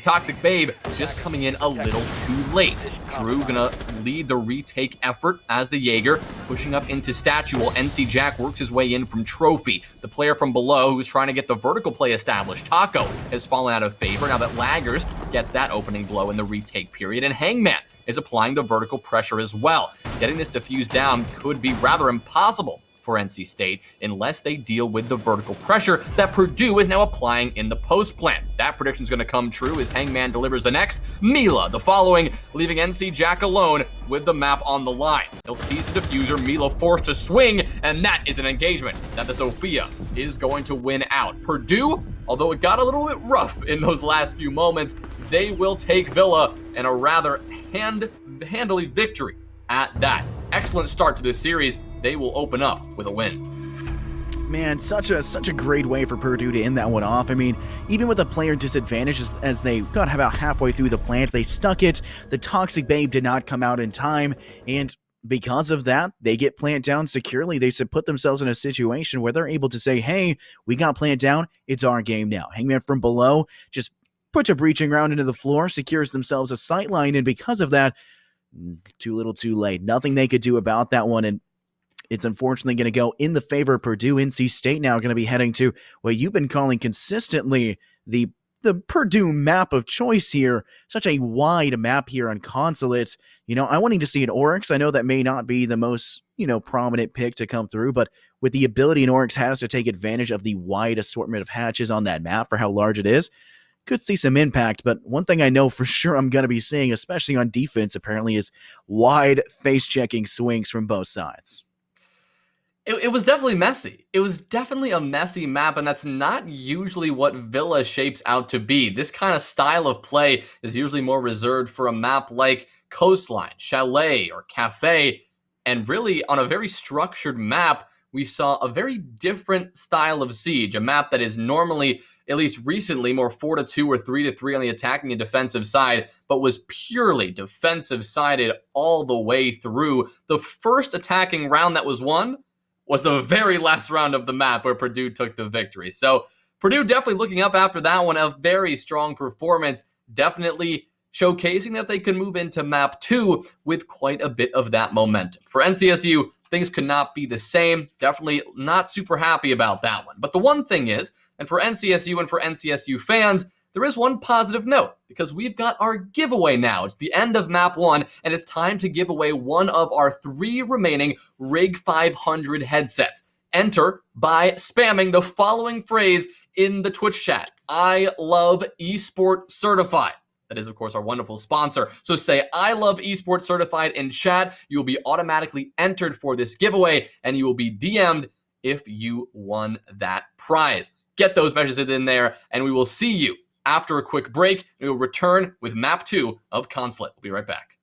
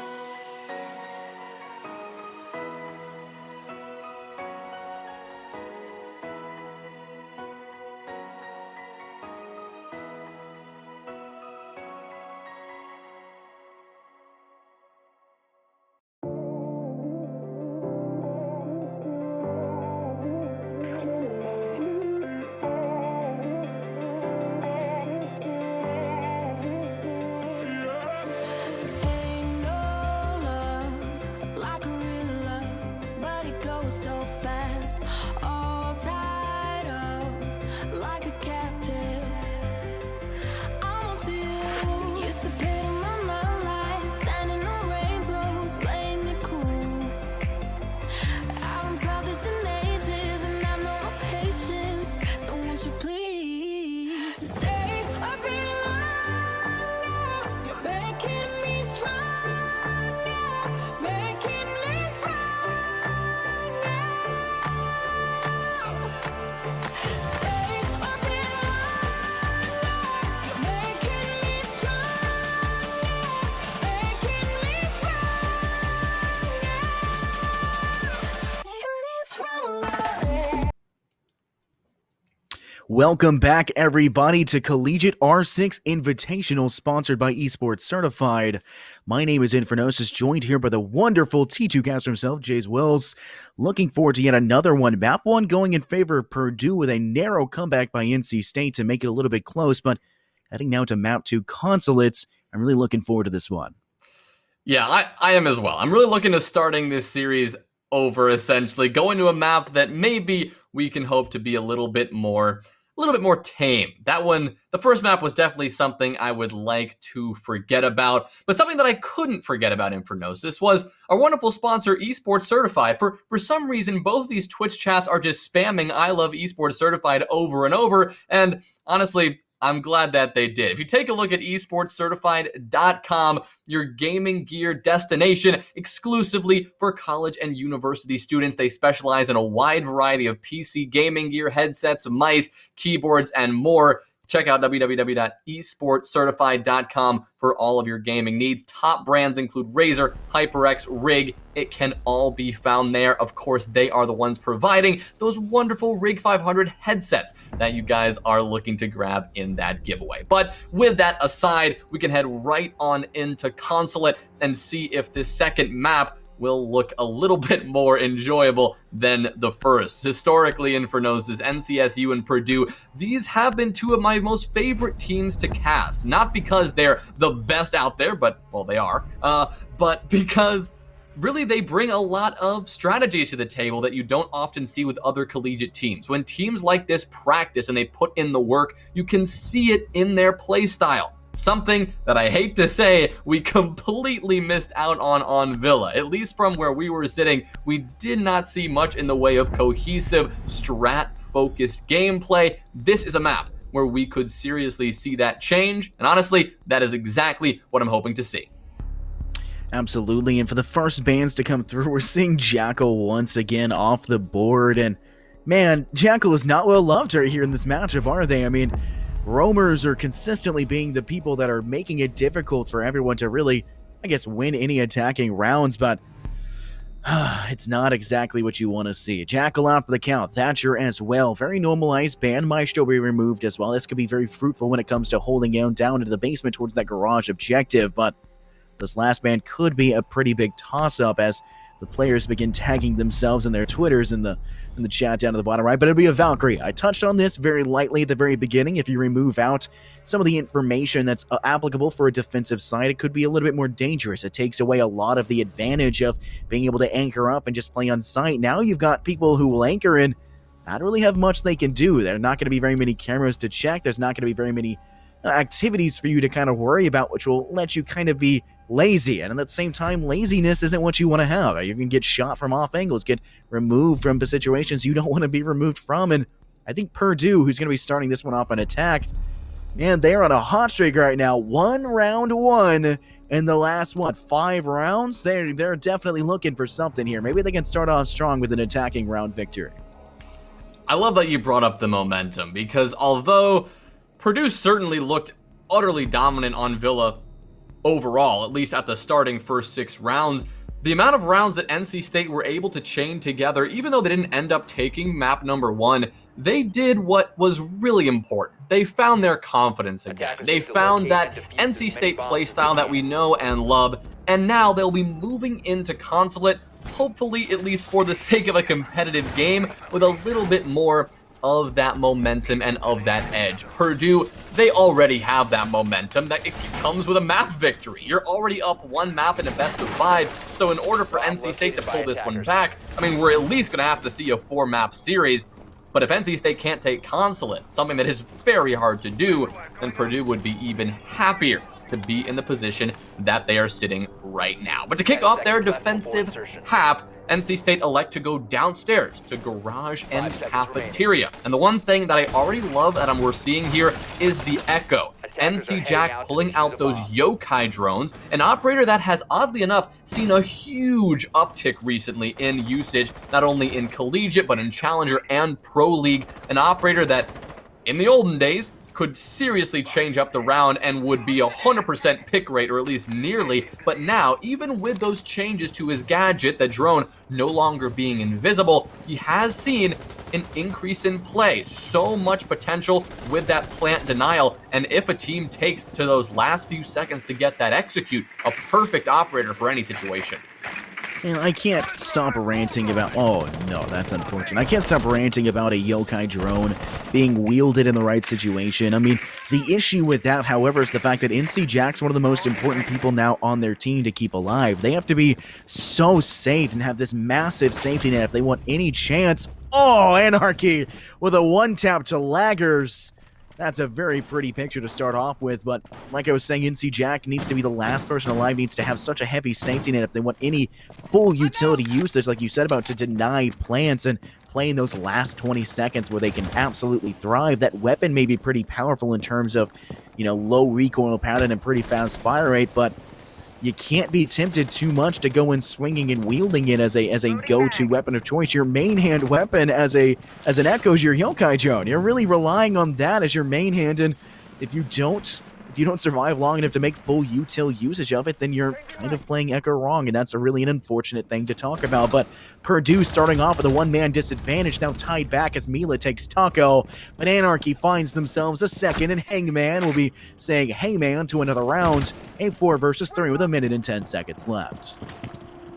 NC State, they certainly have the upper hand. Anarchy being able to rotate safely back to site, certainly a blessing here for the Wolfpack, nearly getting caught out rotating down the yellow stairs, but he will live to fight at least for another few minutes in this round. You've got the drone, that's Anarchy's drone, so he's using that Mozzie drone to his advantage, figuring out exactly the intentions of Purdue here, and well, we know that as well, because we've got these wonderful outlines that tell us exactly where the attackers are approaching from. With this garage breach open, they are all attacking from this west side, going likely for a default plant. They're going to need to maintain control of Piano, maintain vertical control of the objective, because if NC State are allowed to retake the top floor pressure, they will easily be able to shut down a plant. The Toxic Babe will go through, but it won't be able to cut down Providence as he pushes on in. It's instead Pred who cuts down Mila, who shuts down the coverage, but Smitty, now a double kill in these last few moments, is looking to pull this one out. Even though the yokai drone did not stop the plant, it can stun Providence and force him into a very uncomfortable position. He'll take a couple of shots onto the cafeteria player, but he whips out the pistol, and Pred will shut him on down. Going for the defuse, NC State, they solidify their first defensive round on Consulate. Man, what is with defense so far in this matchup? It's been consistently the side with the advantage, which is nothing new for R6, but it's been a little bit more in this one, you would say. And a very nice retake probability to come through. Predator finishing that one off strong for them. NCSU taking the lead. And now you've got Purdue, who has had this now round disadvantage to their name. They have a pretty early on start. They can attempt to bring this one back. Nothing too bad, but the first round does set the tempo. It's the pacemaker. It does set a precedent for you, and Purdue do not like the precedent that has been set. They need to find a way to deny out some of these long shot angles we've been seeing so far, which has really put them in a difficult situation. I'm worried about Purdue's ability to guarantee some early kills. We saw them lose one very early on. We had seen them try to be able to take it back, but the second they do, it's immediately taken for another one as NCSU just refrag it out, and Purdue need to get impactful kills and not impactless kills. Their kills need to mean something in the end, and it's not a very impactful kill when you get the kill and then immediately are killed right afterwards because you didn't have enough safety behind you. Well, there were some pretty important kills had there by Smitty. Don't want to underemphasize the importance of those. Getting 2 kills as NC State were trying to, come in on that retake and shut down the plant. I mean, Purdue, they knew exactly what NC State had to do. They had to come in there, shut down the plant, stop Providence from getting that diffuser down. And while they weren't able to do that, they were able to still win out the round. But the reason they couldn't come in and stop that was because Smitty was single-handedly locking off the coverage. The 2 kills that he's found have both been in that plant situation. But now we're headed up to the top floor, so completely changing up the environment that this round is going to unfold on. But the strategy, at least early days for Purdue, is going to be no different. They're going to once again push in from this admin side and go for this clear, but rather than a top-down clear all the way to the basement, it's a lot more, well, it's cut short. You're going to just push into what we call coffin, or the office in between admin and the long hall, and eventually they will take control and hope to get that meeting room plant down. But you do have some vertical play to worry about. There's a couple of C4s in the hand of NC State, not to mention a yokai drone in the room to give them that intel, and a C4 could easily find itself onto the floor of admin, but not if Anarchy is out of this fight already. A nice shot there from Mila, and that's going to open up the round for Purdue in the perfect way to start. Getting a kill really early on, statistically speaking, throughout this match, when Purdue's able to clean up the first, they have a pretty good shot at cleaning up the rest of it, at least on their defensive half, but Drew not liking where it's at, bringing it back to that 4v4, a nitro cell to take out Hangman, and now it's back even. NCSU may have lost Anarchy and lost a little bit of information behind those Mozzies, but they did gain the information of clearing out a player, and a very nice one at that. Hangman, who had a pretty spectacular half in the initial half of that first map, now out for the count. This player roaming in the outside of meeting room on this window towards balcony could catch the player of NC Jack off guard, while Drew, sitting inside the waiting room connecting, is also looking for a chance, but an Eastern Presence push coming from Purdue may be able to snuff out a couple of the players sitting inside meeting. NC Jack's looking for a possible dangerous position as they're now forced to the other side of the table, but that smoke kind of playing against them as they should be able to be seen from that balcony edge. And meanwhile, while Laggers is holding that white staircase, they're not able to get a kill. There's the kill finally, as Mila will in fact pink once the smoke is gone. NC Jack out for the count. A 3v4 situation under play. Purdue looking to finish this one off strong, hoping to tie it in a 1-1, but not going to look so hot if they can't remove Taco, and if they're going to play into this 30-second meta. That yokai drone could be the final nail in the coffin, but it looks like Drew might be it instead. Providence now down in this situation, finished off, and Predator finding Laggers, a 3v2, but Mila bringing it a little bit closer to pick up the 3K as Smitty drops to the plant. A 4K for Mila as they clean up one more, and now a 1v2 as Taco, the last man standing. Mila's looking to punish, but won't be able to. It's going to be Smitty v Taco in a 1v1, and the plant is down in this post-plant scenario. He's going to have to move swiftly to try and get the defuse off, but no safety net has been gathered, and while they'll attempt to secure the kill to Mila, but not do enough, apparently they're still looking for an opportunity to snuff out the player rotating away. Finishing off, that's information now removed, no eyes now available. No nade in pocket either. It's going to be ADS away, now rotating around to maybe try and catch him off guard. Time not on their side, will not have enough time if they're forced off of this one, and Smitty turning for it and finding it. Purdue will take round 2. Well, that's a bit of an unfortunate circumstance there for Taco. He had no idea that Mila was down, and then the first time he tried to kill Mila, the bullets didn't reg or for whatever reason there. But had Mila been fully killed, or had Taco known that, he would have been able to play that a lot more aggressive and take that fight earlier, and therefore would have had a little bit more time on the clock when it came to teasing that diffuser. But because he waited just a bit too late to even get on the defuse for the first time, it was certain that Smitty could wait until the last possible moment. He didn't have to worry about stopping the plan or dying before then, because it was already too little time on the clock for Taco to solidify the defuse. So an excellent change there from Purdue.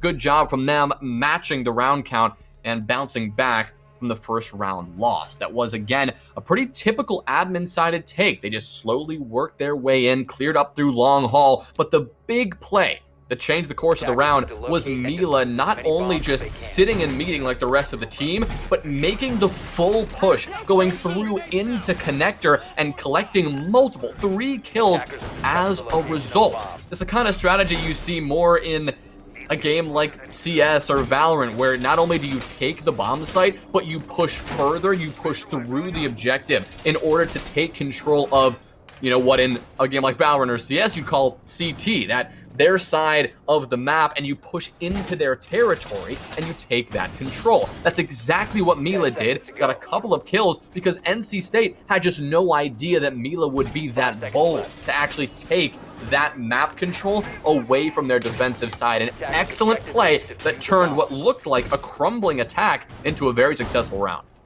Are we going to see you on Valorant sometime soon? You seem to know a little bit more about it. You going to make that rotation at some point in time? You going to join me over?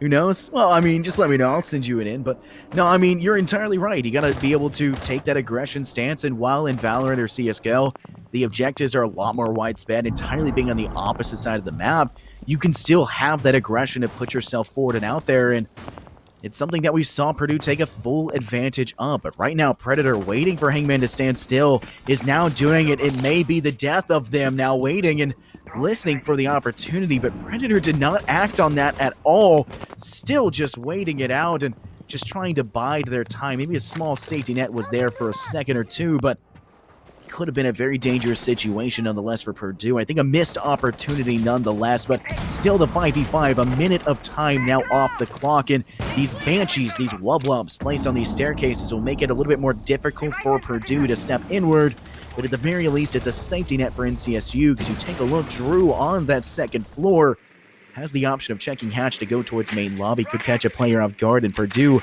probably want to step in that direction to take some substantial control of this bathroom and maybe drop down hatch and get some control of this basement floor. Well, I love what Purdue have done here. They've opened up the backside of these bathroom reinforcements from what we call benches, those bench windows, and they're forcing NC Jack to relocate or take an early fight. We saw NC Jack getting a bit aggressive with the SMG-11, forced to do so just because of the opening that Purdue were building. And of course, losing Hangman doesn't help this progress, but they've done a good job in making piano or press room, whatever you want to call it, a little bit harder to hold here. They've all established this crossfire, essentially a net around the objective. Laggers is going to collect the first kill because that net is so perfectly widespread and it's doing exactly its intent. Mila collecting the kill onto Taco. Taco busy on the drone, not aware, but this time, that's the same thing for Smitty and Laggers. Drew and Anarchy getting a nice flank there, cutting down 2, and the bomb is still yet to be put on the deck here. 40 seconds remaining, Providence will open up with another kill, but here comes Drew and Pred. They will go on that retake, they will swiftly move in, take those headshots, and NC State will take the round. Man, despite Purdue doing everything they can to claw back after a unfortunate happenstance of going a player down, they managed to tie it up, go back down again, tie it up, doing everything, but the quick double kill at the end is that final nail. Nothing they could do past that, and it's going to go to NCSU. Do you think we're going to see back and forth? Because we've seen NCSU take round 1, then Purdue, now NCSU again, but Purdue now having to attack this cafeteria and garage objective, a difficult one to say the least, and when you're facing off against this with mute jammers, and you got no Thatcher, and I don't think we see a prominent enough lineup to really take substantial control of that garage wall. Purdue may have their work cut out for them to fully take control of this. Maybe they play in what they've been doing, clearing that second floor, playing entirely focused on breaking their way downward and clearing sight instead of a quick push inward. But if I'm thinking about Purdue and what I've seen consistently from them, aggression is a big factor. I wouldn't be shocked to see them completely ignore one side and just try to take control of one situation or another, and maybe punish the fact that this map is so large and maybe catch NCSU off guard if their roamers are a little bit too far away from this site. Well, something that happens with this bottom floor objective, right, is this garage side is, at least by, people who aren't super familiar with the game and all the steps that it requires to get done, some would consider this the most boring objective in every single map of the game. Because, really, you just open up the garage and you walk on in to get the diffuser on the ground. Now, for those of us who are a little bit more familiar, there is actually so much more at play here than meets the eye, because walking in, as Purdue did last time, just walking into that breach, having a player on the yellow stairs, that was not enough to secure them the round. There were toxic babes, there were yokai drones, and even though Smitty found 2 kills on the coverage, NC State were still able to get the retake and take the round. Now, the difference that I think Purdue need to make here, that additional step they need to add, sure, vertical play is always a necessity, as we're going to see laggers identifying exactly what has to be done, but more so, I think a little bit of pressure on the back side of the objective, on the cafeteria side, could be extremely useful, because those hard stuck anchors, like in this case NC Jack once again bringing those yokai drones and Drew on the smoke, their job is to sit in the objective for as long as possible and just lock down over in cafeteria and in security. If Purdue can manage to just put 1 or 2 players to pressure from the east side of the objective, maybe that's what they need here to make sure the attention of NC State is a little bit spread too thin. At least for now, their defense, although it is spread a little bit thin, it's able to frag out. That's Mila, who's already been taken off the board, and the top frag of Purdue, who's already found the grave. Unfortunately, losing your top frag player who has more kills than the rest of your squad combined, that's going to be very painful for you. And while laggers may have gathered control of console office, they weren't able to take out Taco, who narrowly escapes dropping down the hatch despite being fully blinded at one point in time. Retina's gone. It is not boding well for Purdue. 1 minute and 20 seconds left on the clock. They have a little bit to work with and some wiggle room to go forward, but as of the current moment, all roamers still alive for NCSU. Not all of them have made their full rotation back to the actual objective to anchor, instead still opting for that semi-aggressive state to play off-site, and Purdue has no real way to deny this with no information gathering besides the drones in pocket. We don't see a Yayana. We don't have that ability to play a Gemini drone and be able to take a step forward with eyesights, and now you're down an extra pair of eyes. Smitty fell by the SMG-11 in the hands of Drew. Meanwhile, Hangman, who's just inches away from a player inside bathroom, is going to be giving some massive audio cues with that breaching charge. But Predator still holding inside the stall, making a small audio cue, but Hangman not aware of it as of the moment, and it could be a flank to come through if it does get a little bit too dicey. And here it comes, Predator rotating around through antechamber. Could be the rear caught, and there it goes. Misses the first, but not going to miss in the end as they clean up for their second kill of the round. And a 5v2. Now laggers looking to hunt as well, tagging a little bit, but it doesn't seem to actually connect. And now they're going to be able to take a few steps away, hiding now inside stall. Laggers looking to punish is turning the wrong way, and Predator finds their third as Drew cleans up Providence. NCSU, flawless round. I think that's the second one we've seen from them in this game. Yeah, that is certainly impressive stuff there. An excellent round just the entire way through. That was a textbook basement defense, and if you noticed, most of the gunfights didn't even happen in the basement. I mean, that is why this map can be interesting at times, because you just have to take so much map control as an attacking team to really get anything done. And if the defenders know what they're doing, as NC State are proving here on Consulate, that job is a lot easier said than done. Now, we saw the Nomad in play. Laggers has been taking up that role round after round, and we saw those air jabs being placed down on the flank in the circle desk main lobby area and over in piano. Now, that makes perfect sense, a perfect place to put air jabs, but just think, there's one place that those air jabs ignore, and that's bathroom, what we call B1, the bathroom on the first floor. Unless you clear that out with your drone, there is no way to guarantee that there is not some player lurking out, sitting, hiding behind one of those toilets in the stalls and just waiting for the opportunity to strike. That's exactly what Fred was doing for the most part of that round starting on the top floor, working their way down, eventually nestling up in one of those stalls. But because Purdue didn't take the time to clear that out, I mean, they were lacking manpower, and that tends to happen when you don't have the resources. They quite literally got caught out, and a thorn in the side was Fred, who just snuck up behind the shot, Hangman in the back, and dismantled what remaining hope Purdue had in that round. And patience, kind of the name of the game for NCSU right now. Not overextending, playing their own game, letting Purdue fall into their arms, and they've been doing that consistently. Purdue may have been able to pick up one, but like we had talked about at the time, it's because Mila was not yet known to have been downed. It was thought to be a 2v1, and they weren't willing to push it, but starting off strong here. Smitty already out for the count. I said they were being patient, but apparently knowing a level of aggression as well. A nice timed C4 to connect, and Smitty's out for the count. Anarchy starting off this round quite swiftly for us.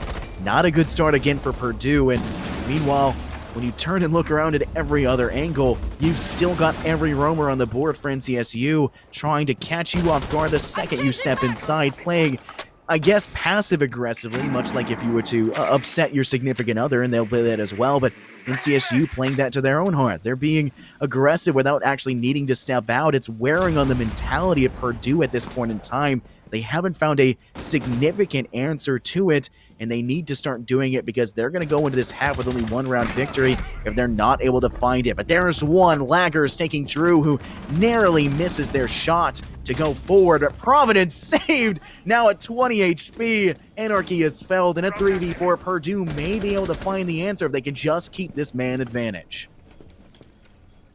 Well, Taco looking to get the coverage here over to the Visa door from meeting, where Laggers is looking to approach from. Actually, 3 players have their eyes trained on this doorway, one of which is backing off. That's NC Jack, who takes up a position in connector, but Pred is still here with a nice little bullet hole for this line of sight. Taco will no longer be able to hold that angle because, well, he's out of this fight now that Hangman has something to say about that. Laggers has been down here, but it is still a 3v2. Purdue remain in the advantage. Hangman now reviving his teammate. Laggers back in this fight, and with 50 seconds to go, Purdue still have ample time to get this executed. If they wanted to be patient here, and they wanted to get some information by throwing a couple of drones down range, that is something they can afford, but not something they're going to bother to do. Hangman going for the plant. Pred will collect one, but not before Providence can shut down NC Jack in connector. Pred, who's been on a 10-kill streak so far, needs to find 3 more if this round is going to go in the defensive favor. He'll swing around connector, but can't quite deal with the player on the rappel. That's Mila just holding this down for eternity, but it is Hangman who swings out from long desk, finds the headshot, and Purdue will once again repeat their top floor success, taking round number 5. What a nice shot to clean that one off. Very nice. Even Predator calling it out. It was a very nice shot. Flicked over straight to where it was, connected exactly what they needed to do, and cleaned up the round. Purdue found a bit of an answer. They started off very rough waters throughout, as that Nitro Cell did relegate out an unfortunate kill, but in the end, I'm not sure it necessarily matters, because Purdue was able to keep themselves alive and take kills that honestly they haven't been able to get for the entirety of the match. NCSU have been struggling on that objective consistently. Maybe that's just the difference. Maybe they aren't as well prepared when it comes to that. Maybe Purdue just know what they need to do on that one, but are struggling elsewhere. But finding those kills, catching NCSU off guard with a level of aggression that's kind of masked by their strategy and patience beyond it. It's weird to say that they're aggressive but yet have that level of patience, but Purdue, when they swing wide and they swing it with full force. When they're not swinging, they will systematically dismantle anything you're going to bring to the table. NCSU just weren't as prepared for that. I think one of the big reasons we saw coming forward to that was their ability to pick up 2 very early frags back-to-back. Purdue answering back with a nice clap back, and it's going to work out in their favor. Now NCSU with Predator with 10 kills. They're going to need some help and some support there, but we may be able to see it tied at the 3-3 half, the last round before overtime switch. We're going to be heading to this first floor objective, a difficult one to hold on to. Can NCSU do it by taking substantial control of this second floor? Well, and for those, I was just going through the Twitch chat predictions to see what the community thought this matchup, kind of where it would end up, or at least this map. And 70-30 in the favor of Purdue. That's the overall predictions from chat at least, and I think that's fair considering it's Consulate, but I also think it's important to highlight how well NCSU have done at least thus far. And this is compared to the last time we saw them here, and Purdue were utterly dominant on this battleground. NCSU have clearly put in the work to prep this map a little bit more, and it's definitely looking good, but they need to keep this pace up. Those 3 early rounds that they found, sure, that's great, but if Purdue take this 3rd one here and get 3 on their attack, only to go into their defensive side, they would be poised in a very good position. And especially now that this roam clear has gone off very successfully, Hangman and Laggers teaming up to collect that kill onto Drew. This is an excellent start, and they've already secured vertical control over these objectives, something that Purdue were never able to do in the previous round where they were attacking on this site. Really, they didn't bother to do it necessarily. It was much more of a horizontal take, but the progress they've made so far, already substantial. Yeah, I mean, it's strange to see that NCSU have, I wouldn't say necessarily given up, but a lot of space on the second floor that they are typically going to hold for this objective, and the difficulties that it has are gone, taken away from them, stripped as Purdue coming in, swinging, finding it, and that really has to hurt if you are NCSU. Drew out for the count, the player we've seen consistently holding that hatch inside meeting hall, checking and holding main lobby, looking for any chance, and meanwhile you got Predator looking for a chance to tag through the floor, not able to connect enough to get any kills off, and now just looking to tip and tat, looking for a chance to get a little bit of extra aggression, but a nade going into the shield of NC Jack outside bathroom will make it difficult to hold that now, and this main hall may get taken pretty quickly. But it looks like NCSU may have given up top control, but they're still trying to play vertically from below. Maybe trying to catch a player off guard, but it'll in fact be Laggers who secures a down to NC Jack. Now this player is known to be down, but a player on this circle of stairs on the lower half will find Providence, but Mila finds NC to clean up the kill. A 3v4 situation, 26 seconds on the clock. Predator has rotated back around through yellow to maybe stop the plant situation, but Taco has sightlines, is not going to be able to deny it, is refused, and Anarchy finds Smitty, but it doesn't seem to matter, a post-plant scenario, and now the attack of Purdue have it all in their advantage. They can long shot hold it, any drop coming through will be at their side, and now Predator at 1 HP is forced to fight away. Hangman felled by Taco. Now they have the advantage, and this MP5 SD has the sight line, or the sight on it, to be able to gather the kill. Laggers, who's a little bit unsafe outside. It's going to be Mila who's felled. Now Taco hops onto the diffuser, maybe not aware of this. They're not able to see it. It's a sneaky one. He can't find it, and Taco will get it in the end. NCSU saving it in the last possible seconds. I cannot believe NC State just won that round. I mean, that was a round they had no business winning, but they pulled it out anyway. It all started early on with Anarchy rotating up from the basement on the spiral staircase and finding 1 kill onto the planter. Sure, that wasn't enough, but it evened out the man count, at which point the Yokai drone was in perfect position to shut down the plant. But again, Purdue had an answer for that as well. They had eyes on the ceiling. They were searching for the drone. They identified it, took it out before the plant could be stopped. Had that shockwave gone out, I think it would have been over before the retake was even necessary, because everyone was in a perfect position on the defensive side to collapse onto the objective. But because of that, Purdue had the bomb down, and it just came down to post-plant positioning. But even though NCSU were on so low HP in one of their most cohesive pushes yet, they retook that bomb site with relative ease, and then a nice little long arm defuse from Taco to end out the half in that 4-2 split. So a successful defensive half for NC State. Now it just comes down to how put together they can be on attack. It's always harder to be coordinated and to put together good rounds on the attacking side, and those mistakes are always made so much more apparent. And going against Purdue, a team that, like I said a million times tonight, they love this map and they're ready for this defensive setup, NC State, although they have the advantage, they definitely have their work cut out for them. Man, how much does it have to hurt to know that this could be make it or break it? Kind of the first one was kind of felt that way as well, because we talked about it, Consulate being a Purdue map, we've been gushing over it, and then also Coastline kind of being that way as well, super frag-centric, super attacker-sided, which has been the struggling side for this game so far. But besides that, Purdue's the team that's the more aggressive when it comes to peeking, more aggressive on angles, and we've been saying it the entire time that these next two maps, this one and the next one, are probably Purdue's favored. But NCSU, that's going to weigh down on them heavily, and they desperately want to continue to fight on this one. I want to see it go to the full 5. I want to see it neck and neck, a full fight for them to truly earn and fight their way to win that grand prize pool.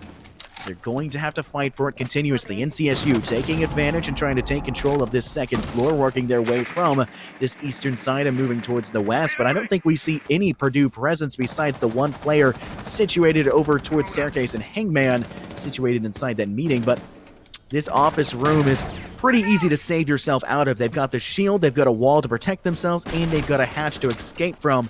Even if the information is gathered from a drone such as that, it doesn't mean too much, and you still gotta watch your rear. Mila finding Taco. Now a player advantage for Purdue. Things are looking up for them on their defensive half. I mean, this top floor hold is as textbook as it's ever gonna get. You have a player holding near top of yellow stairs, using the soft destruction in those bathroom walls to identify any player pushing into meeting or pushing up the long hall. Because of that, this attack has been extremely stalled out, and Purdue still have the opportunity to rotate away. The objective is not on this top floor. NC State still need to clear out this entire thing, and only then can they work down to the second or to the first floor. And that's not even where the objective is. This is a basement hold, garage and cafeteria, and so much of this action and so much of this round has already been wasted on the top floor of this map. Such excellent work and time wasteability from Purdue so far. All they have to do now is wait for NC State to really just pummel into the bomb site, because as we're getting down to the wire, they're gonna just have to do that at some point. Anarchy finally rotating around, but all he's gonna find is a hailstorm of bullets chipping away at his remaining health. And again, Purdue are yet to vacate this first floor. Finally, Providence makes that decision. Hangman soon to do it as well. But look at this. It's as if NCSU think the objective is here in Piano. Obviously, Pred knows that's not the case, but so much time has been wasted clearing out this floor. 25 seconds remain, and they have nothing to show for it. This has got to be so detrimental to them. Everything has been going up. 20 seconds left. They're trying so hard to push forward, and Mila narrowly getting the kill, and a Predator will barely not get it, and now Predator sitting super low, and now you've got NCSU trying their best, not able to get it as Providence cleans up 2 to NC Jack and Drew at 2v5. Anarchy fell by Providence for the 3K, now going for the 4K, a turn as Purdue guarantee a flawless round. Providence on a spree towards the end, collecting kill after kill. Nothing could stop him. Little to no ammo in the gun as well, just finishing up the last few. A phenomenal round from Purdue. I cannot gush enough about the time that was bought for their side. NCSU, they cannot fall into this 30-second meta against a team like Purdue. They will punish you. They think that they're going to play that heavy roam game we saw like on map 1, but Purdue only putting 2 focuses to 2 centralized roam or off-site presences, and they didn't even need to do any more because those 2 stay alive for that long and are a threat for that long going into it. I mean, that was just excellently done from Purdue. I mean, sure, NC State struggled with that, but it wasn't any fault of their own, really. I mean, that was Purdue all the way. They earned that round in every single bit of it. I mean, when attacking that basement site, if you want to go for a garage plant, I mean, NC State, they were fully correct. You need to start on that top floor. You have to clear out those players in console office and work your way down. But if you're going to deal with defensive presence on that top floor, you really have 2 choices. Either have some sort of masterful clear that you can get done within the minute, or circumvent that completely by just sending it into the bomb site, not advisable, or by pressuring from elsewhere, maybe working your way from the east side, coming in from archives, going for a more unorthodox cafeteria approach. That's an option. Sure, it isn't the most viable option out there, but if your top floor clear is going to be that lackluster and it's going to take that much time to really get underway, something really has to change. And you highlighted that 20-30 second meta isn't going to work against a team like Purdue, and I'd argue that on Consulate there still is room for some instances of a 20-second push, right? There still is place in this map for that strategy, but it can't be something that you force at the last minute. That's not really what the 20-second meta means. It's not, oh, you take so long getting through the entire map that you're forced to just go in and the first chance you have at an execute comes with 10 seconds left. No, it's the fact that you get in a position to execute early on, but rather than pushing in willy-nilly, you sit back and use 30, 45 seconds, even a minute to drone out, identify what you're dealing with, and then execute accordingly. Like I said though, NCSU, that's not what happened. They waited too long, they were out of time, and the time got the better of them. Purdue collected those kills. Man, Ubisoft must be plugging their ears. I mean, like, they cannot stand that last 30-second push to come through. It may not be, like we were talking about that 20-second meta of your push to take 20 seconds, but Ubisoft has consistently been nerfing and trying to remove that last 30 seconds of the round push and just trying to speed up the tempo just slightly. They've been nerfing Malusi. They're bringing in new agents or operators to try and help out.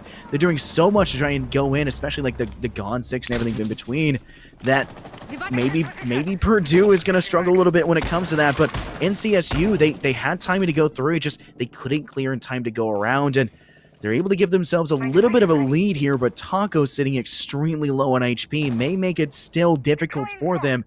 But Providence, that player we had seen pop off in the last round, now out for the count. And now it's going to be a little bit easier. You've lost that Malusi, and Ubisoft may have been nerfing the Lucy, but apparently so is NCSU. The first one they'll pick off pretty early on, and now this 5v4 with 50 seconds left, and Taco attempting to go around, but denied by Mila.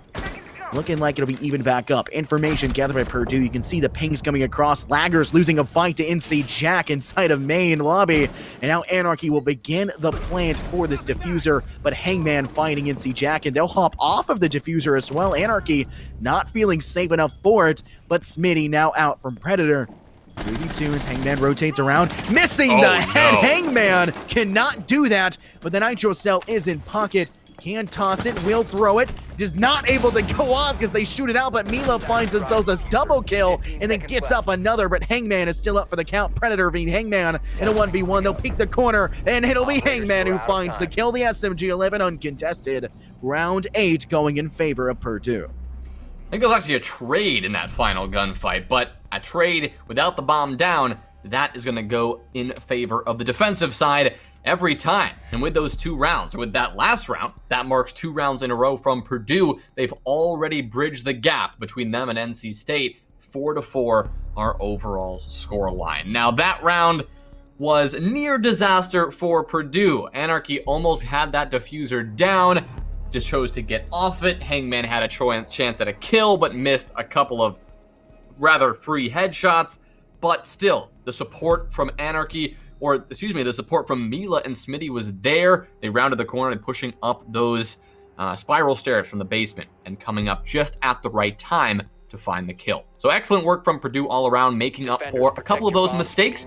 While it wasn't as clean as the previous round, it was certainly a round that they will take and will be happy to take that round. 4 rounds now for them.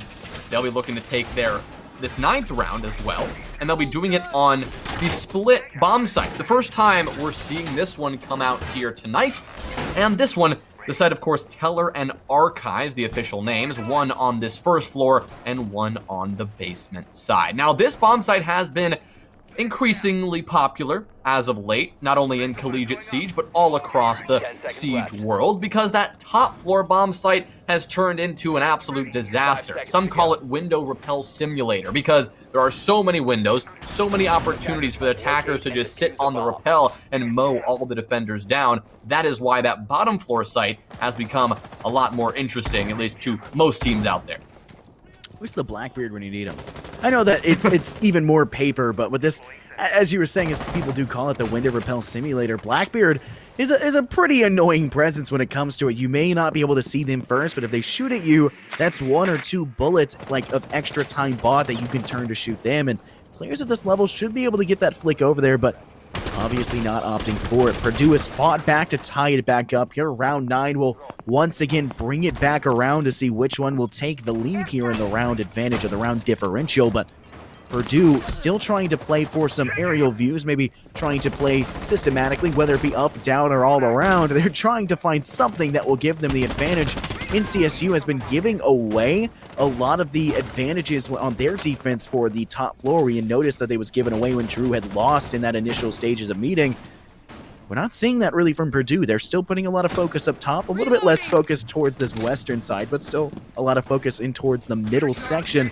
They're putting a lot of presence elsewhere as well. Purdue, with 1 minute and 45 seconds on the clock, have damaged Drew out to about 35 HP. Maybe looking to continue the hunt. Smitty's position given away quite handily, and with that mirror window out as well, the sight line can be gathered on both sides. And the information will be gathered as well. Maybe Smitty just needs to drop down hatch and step away, but the safety net may not be there for them.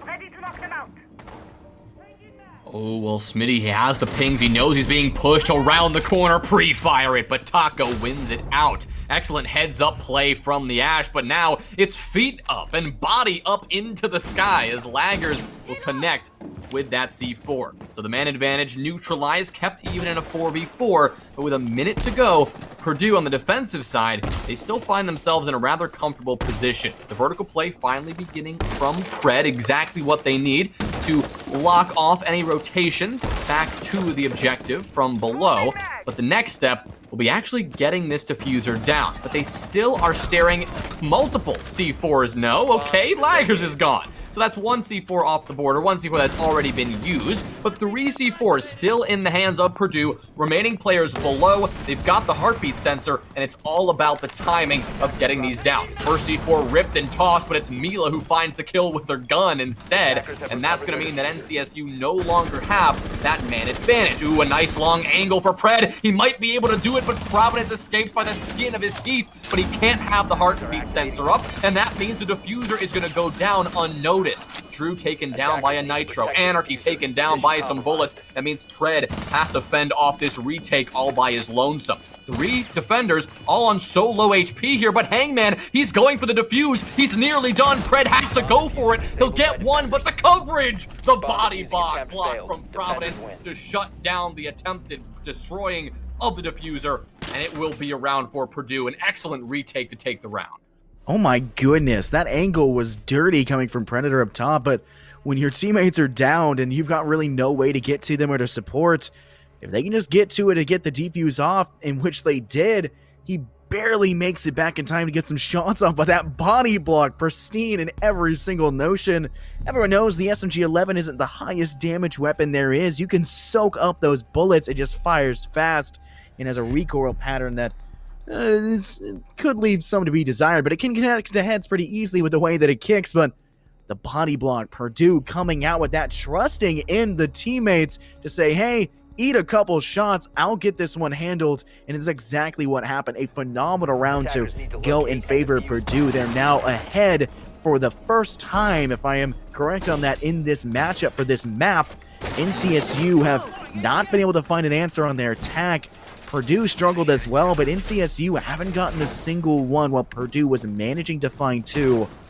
NCSU need to find an answer. Their attack has been a little bit sloppy in some directions. I like the amount of nades and utility they've been using and popping up, but Purdue just waiting them out, letting them toss them up, and they'll toss their own. Nitro cells have found impact not just in terms of kills for both sides, but downs and damage and keeping them at bay. The shield usage as well from Purdue found rapid success inside of the office upstairs where Smitty currently lies. We've seen it up in console where that is. We've seen the shields placed towards the objectives as sight lane denials. We see lots of utility for Purdue that NCSU have to remove if they want any chance to step in. And on top of needing to remove this utility, they need to remove the roamers, and that's something that they have not been able to do, and Purdue has punished them every single time because of it. NC State are looking to avoid any sort of punishing blow this time around in round number 10. But they once again, like you mentioned, Infernosis, they have got a lot standing in their way.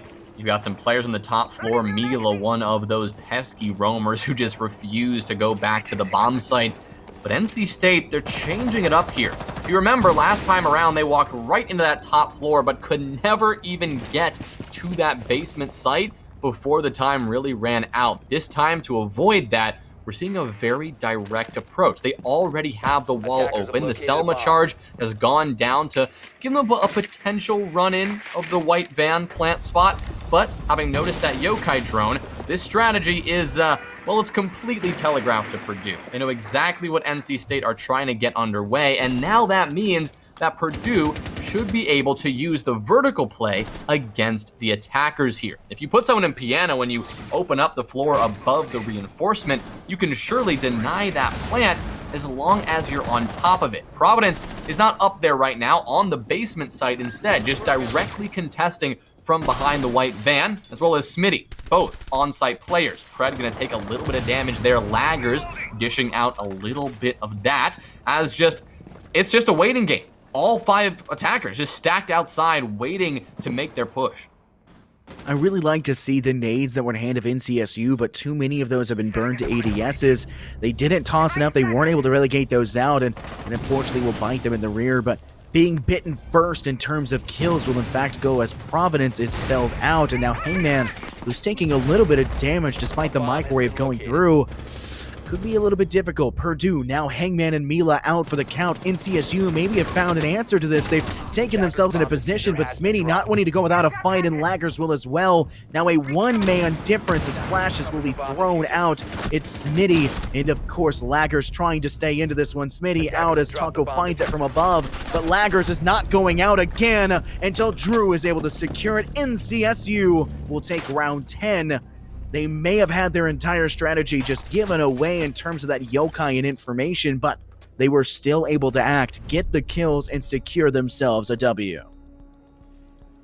Well, the big difference there is the strategy change that I highlighted pretty early on into that round. Of course, NCSU didn't even bother stepping foot in the building until they actually made their push onto the objective itself. Even then, they barely got inside by the time the round expired. It was simply a old-fashioned garage approach, but the reason it worked is because Purdue were lacking the oh-so-important counter, and the only reason that you really need to take vertical control from an attacking standpoint, they didn't do it, but Purdue didn't give a reason for them to do it. But by that I mean piano room, right? The vertical holes that I highlighted that you need to have either as an attacking or defensive team on the breach, either team needs to have that control.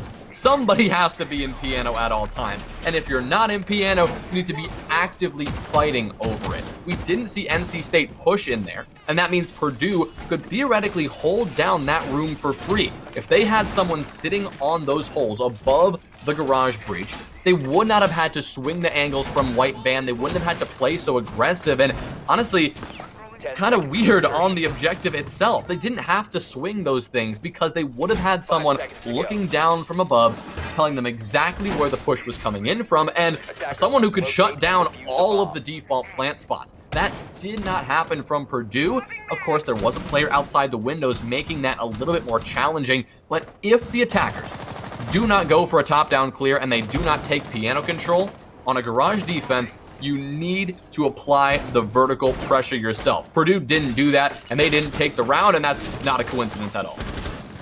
Now already Mila coming in, trying to get some damage. Predator now below 25 HP. Not looking hot at the very start, and they're going to take that one on the chin. Not much they can really do about that because they were unable to guarantee that pick, but they're going to notice this Maverick doing their best to remove it out. They got the spots, know where it is, and they'll ping it and remove it, but they'll toss another one as well, able to continue to remove that one out, but that drone will catch again. Maybe just grab it back, rotate to a new spot, and maybe that's not far enough away. I don't, in fact, think it is. They're going to have to switch it over, maybe get shot through, but Mila will complete the kill to Predator, setting themselves up for that one-man lead.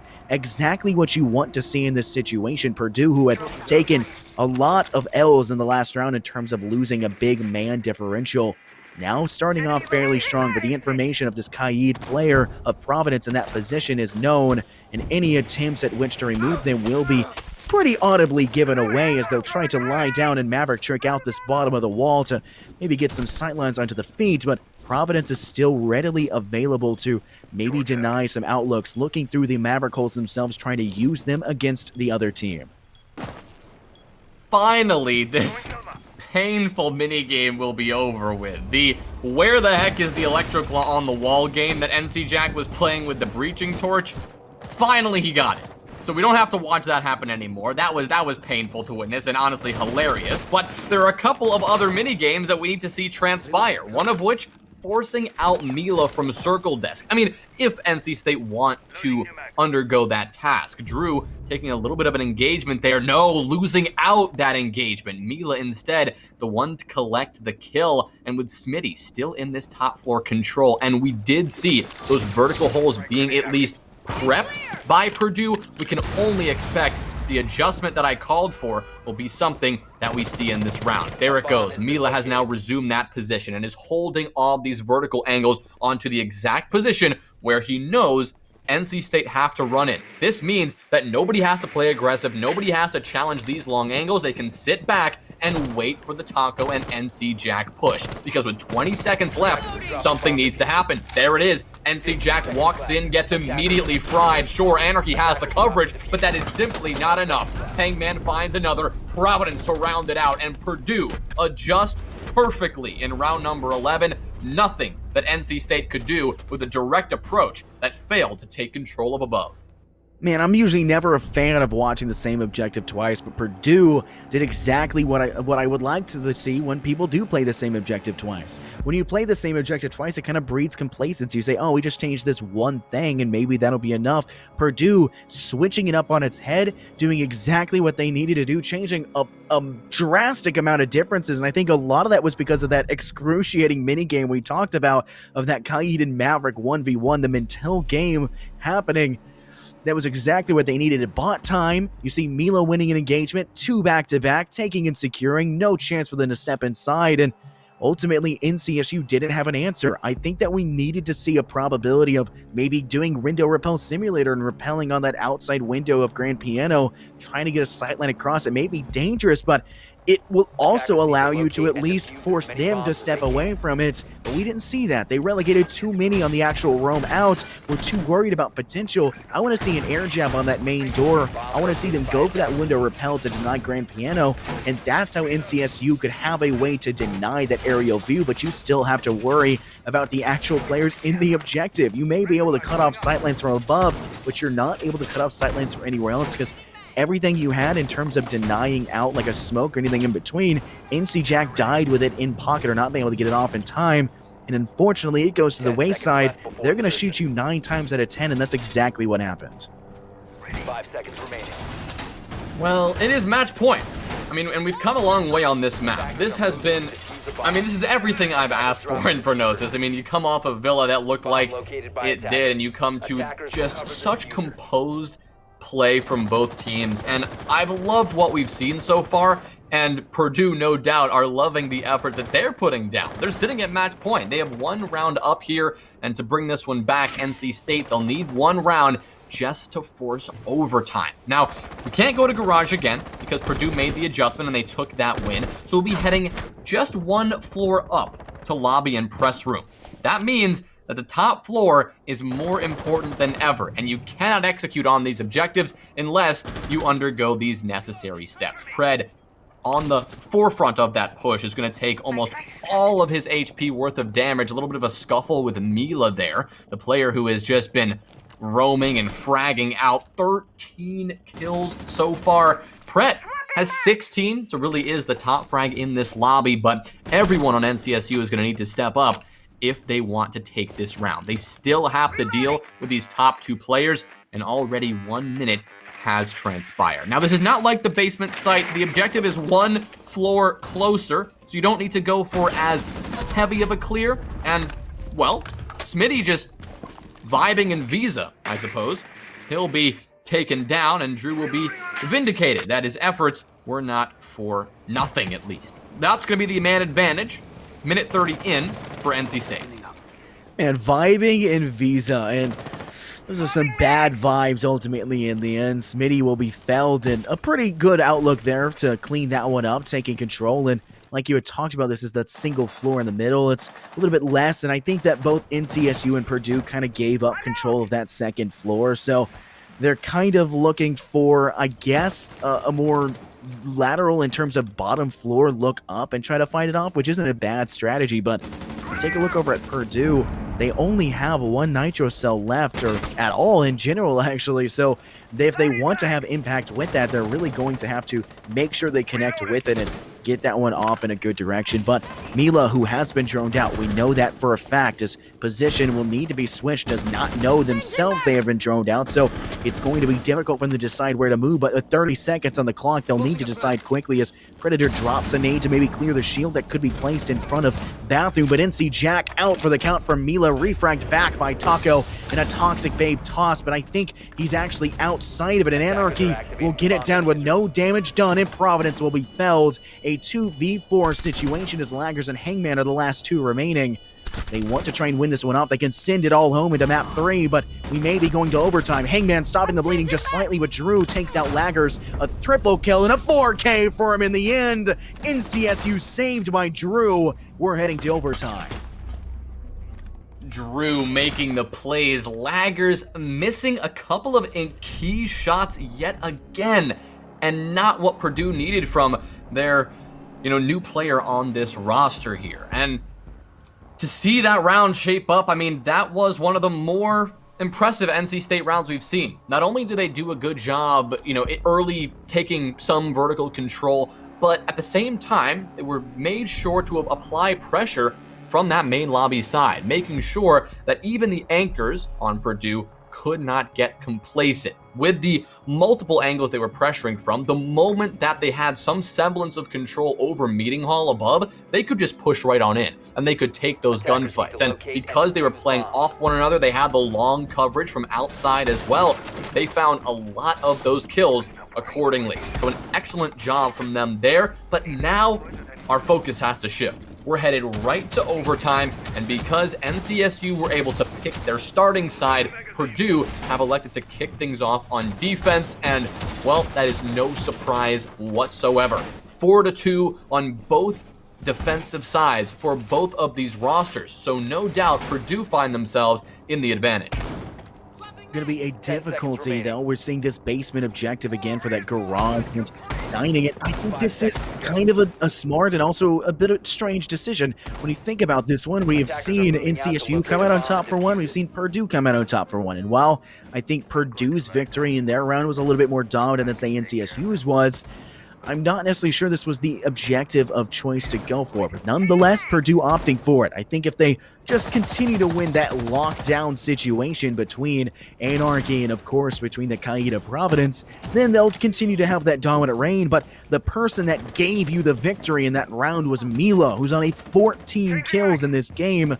They were able to connect one kill early on to deny, a second kill that where they were trying to push them out of that meeting hall, and then finally were unable to kill them in the end, which guaranteed a position inside of Grand Piano. But at this early stage, no kills having been dropped, you're seeing NCSU attempting to discombobulate and pincer in top of Mila and try to force them out of this upstairs position. They've gone through window to window, rappelling in every direction.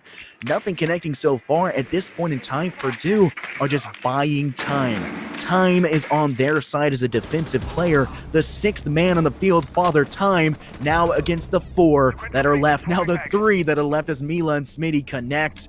And now it's looking unhot for NCSU. It's just NC Jack, Taco, and Drew trying to carry this one out, but it's not looking so well for them if Purdue continue this dominant reign. Yeah, just a moment ago I was thinking, Mila, this is not the time to get overconfident and spawn peek and, swing like you're playing ranked, but I suppose that strategy has worked for Purdue all night long. Why stop now? The 15th kill found for Mila, the 5th for Smitty, but 2 perfect opening picks put NC State on the back foot here. Taco, having avoided a large part of that top-down hold, finds himself in the middle of the first floor bathroom, already taking out the deployable shield, holding down the pipes position on that bottom floor. Nice shot there from Drew onto Hangman, who just found himself out and exposed in the open. And now finally, the vertical play will begin by the attacking team. The first time on this basement attack that we've seen NC State really get their checklist done, and within a reasonable amount of time. That's going to allow the Selma charges to open up this garage wall, but one major factor still remains. It is Mila on this top floor who has not been dealt with yet. Drew seems to indicate that they know he's there. The question is, do they know where he's going to drop from? And when that happens, can they stop it? Time not on their side. Drew looking to maybe drop down these exit stairs, this yellow staircase, and is getting tagged out, and Providence will win it with a TCSG. But Taco sitting inside of this public bathroom on this first floor, the first floor bath. Still trying to hunt. You got a player rotating around. It looks like Mila would lose it, but they'll stay alive in the end, and Smitty will finish us off strong. Round 13, Purdue's first defensive round in terms of overtime, will go in their favor. Can Purdue finish this one off on their attack and give themselves 3 attacking rounds in this map, I should say, which would also coincidentally, I believe, be 4 attacking rounds total in this matchup for them, which is a weird thought to mention across the board. But can they win it and go back-to-back overtime rounds? We have to see them go all the way back, lose it on the attack, and win it back on defense.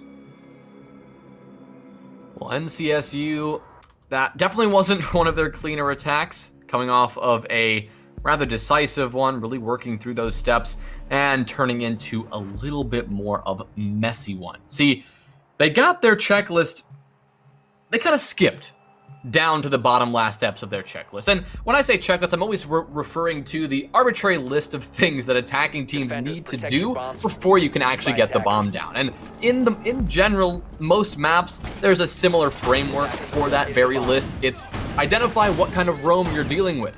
Force the roamers back to the bomb site. Take map control. Get some vertical pressure or some horizontal pressure. Open up a wall. And then you smoke off and you get your execute. That's your broad checklist that you need to get done. And that time, while the vertical play and the lines of sight were established, the first couple of steps, dealing with those roamers, now that's where it all went wrong. 2 opening picks for Purdue, something that as an attacking team, you just cannot let happen, more than once in a blue moon. I mean, that is simply not something that is going to be a sustainable strategy, because without a large part of that manpower and without your top frag in this case, who was Pred, who's been, firing on all cylinders, at least for the most part in this map, that is just not something you can afford when it comes to those late round pushes. And so NCSU coming off that round, it's match point again, but they are no stranger to this position. And now a defensive victory is necessary. But Purdue, they are not wasting any time. It's the full rush strat. They've got the wall open. Providence going on in for the box plant. Predator will shut him down, but not before a kill can be collected on the side of Purdue. Mila and Hangman will line up 2 between them, and now Mila, although being down, will not prevent the diffuser from hitting the floor instead. Here comes NC Jack. He'll go for the deny. He'll get one, and Taco will swing around from the yellow stairs. Now it is a 1v2 with Laggers, the last player to hold this one back. And oh boy, does this look like a similar position. Deja vu for Laggers, who has to play this retake situation. One position where he desperately lost this against Akron in the grand finals of the Collegiate Championship. Oh my. Okay, so we got one. G8 goes Burr. He'll take down Taco, but NC Jack is still in this fight. 15 seconds left, and NC Jack needs to go aggressive here. He'll see the back of Laggers' head, but he can't quite do it. He's outside, and he is out of time. Purdue will take the round regardless, but Laggers will find the kill just to prove that he can. Absolutely phenomenal. Purdue saying we do not want to risk it into an overtime of us on the defense again. We had joked about it earlier, saying that most teams or most players aren't going to see that garage be opened up and just rushed in. I joked saying maybe Purdue goes for that, saying, hey, maybe they just want to go in and swing. Maybe that's what they want to do. They never did it, instead opting for a more slow pace, slow burn strategy. No, they go for it in overtime of all places in the most important rounds. They turn it on its head and say, no, not happening for us. So unfortunately for NCSU, they're now down 2 maps, and we're heading to Coastline. It's not boding well for them. They need to win the next 3 back-to-back if they want a chance to win this. That could have very well been the nail in the coffin, but the one thing that I think NCSU were holding on to, and NCSU fans, is that one was a lot more competitive than the first map. It's not like that was an overall progression into Purdue being more and more dominant. That one was, an overtime-worthy performance. It was exceptional by both teams, and although Purdue pulled it out at the end, I still think both teams could have easily taken that map, and NCSU certainly had a shot. So going in the Coastline, we are going to need to see NCSU really come out strong, because even though they picked that map, that is one of Purdue's strongest maps in the entire pool. So we're going to have to see if they picked that for a reason. But before we head to a quick break, we've got another fun giveaway surprise. Next, one of our Rig 500 series headsets to give away, and you know the phrase. I love Esport certified. Spam that bad boy in chat, get that going, and maybe you'll get a DM saying you won yourself a nice headset. Get those messages in chat. We'll be keeping an eye on it, but until then, we'll be back in just a few moments with what could be the final map of the inaugural CollegiateR6 Invitational. We'll see you in a moment.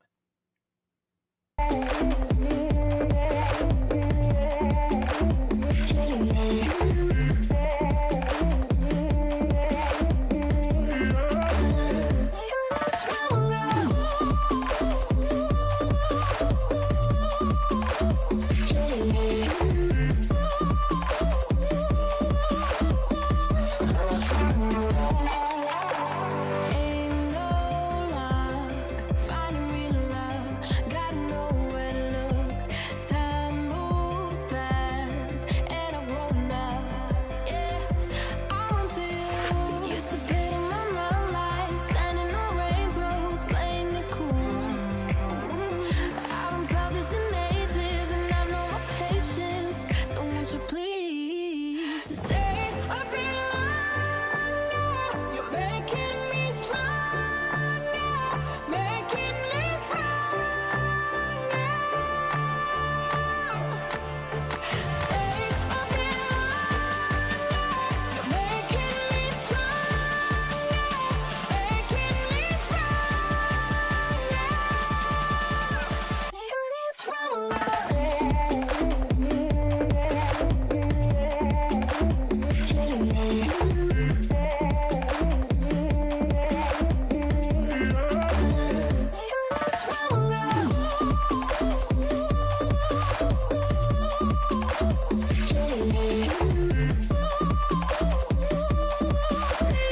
What can I do to make you stay a little longer? You're making me stronger, making me stronger.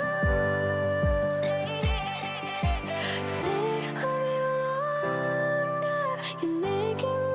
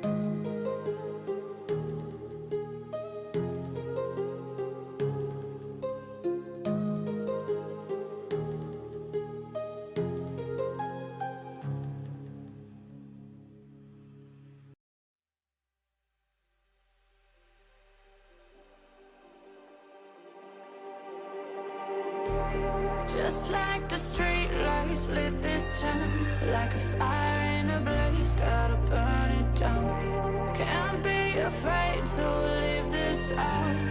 We got this far, don't know how. I see danger in your eyes. They know we'll burn down the night. Coming just like the sunrise. You know that we're gonna let it away. Tonight, we're gonna let it away. Tonight, we're gonna let it away. Just like the sunrise, we're gonna let it away.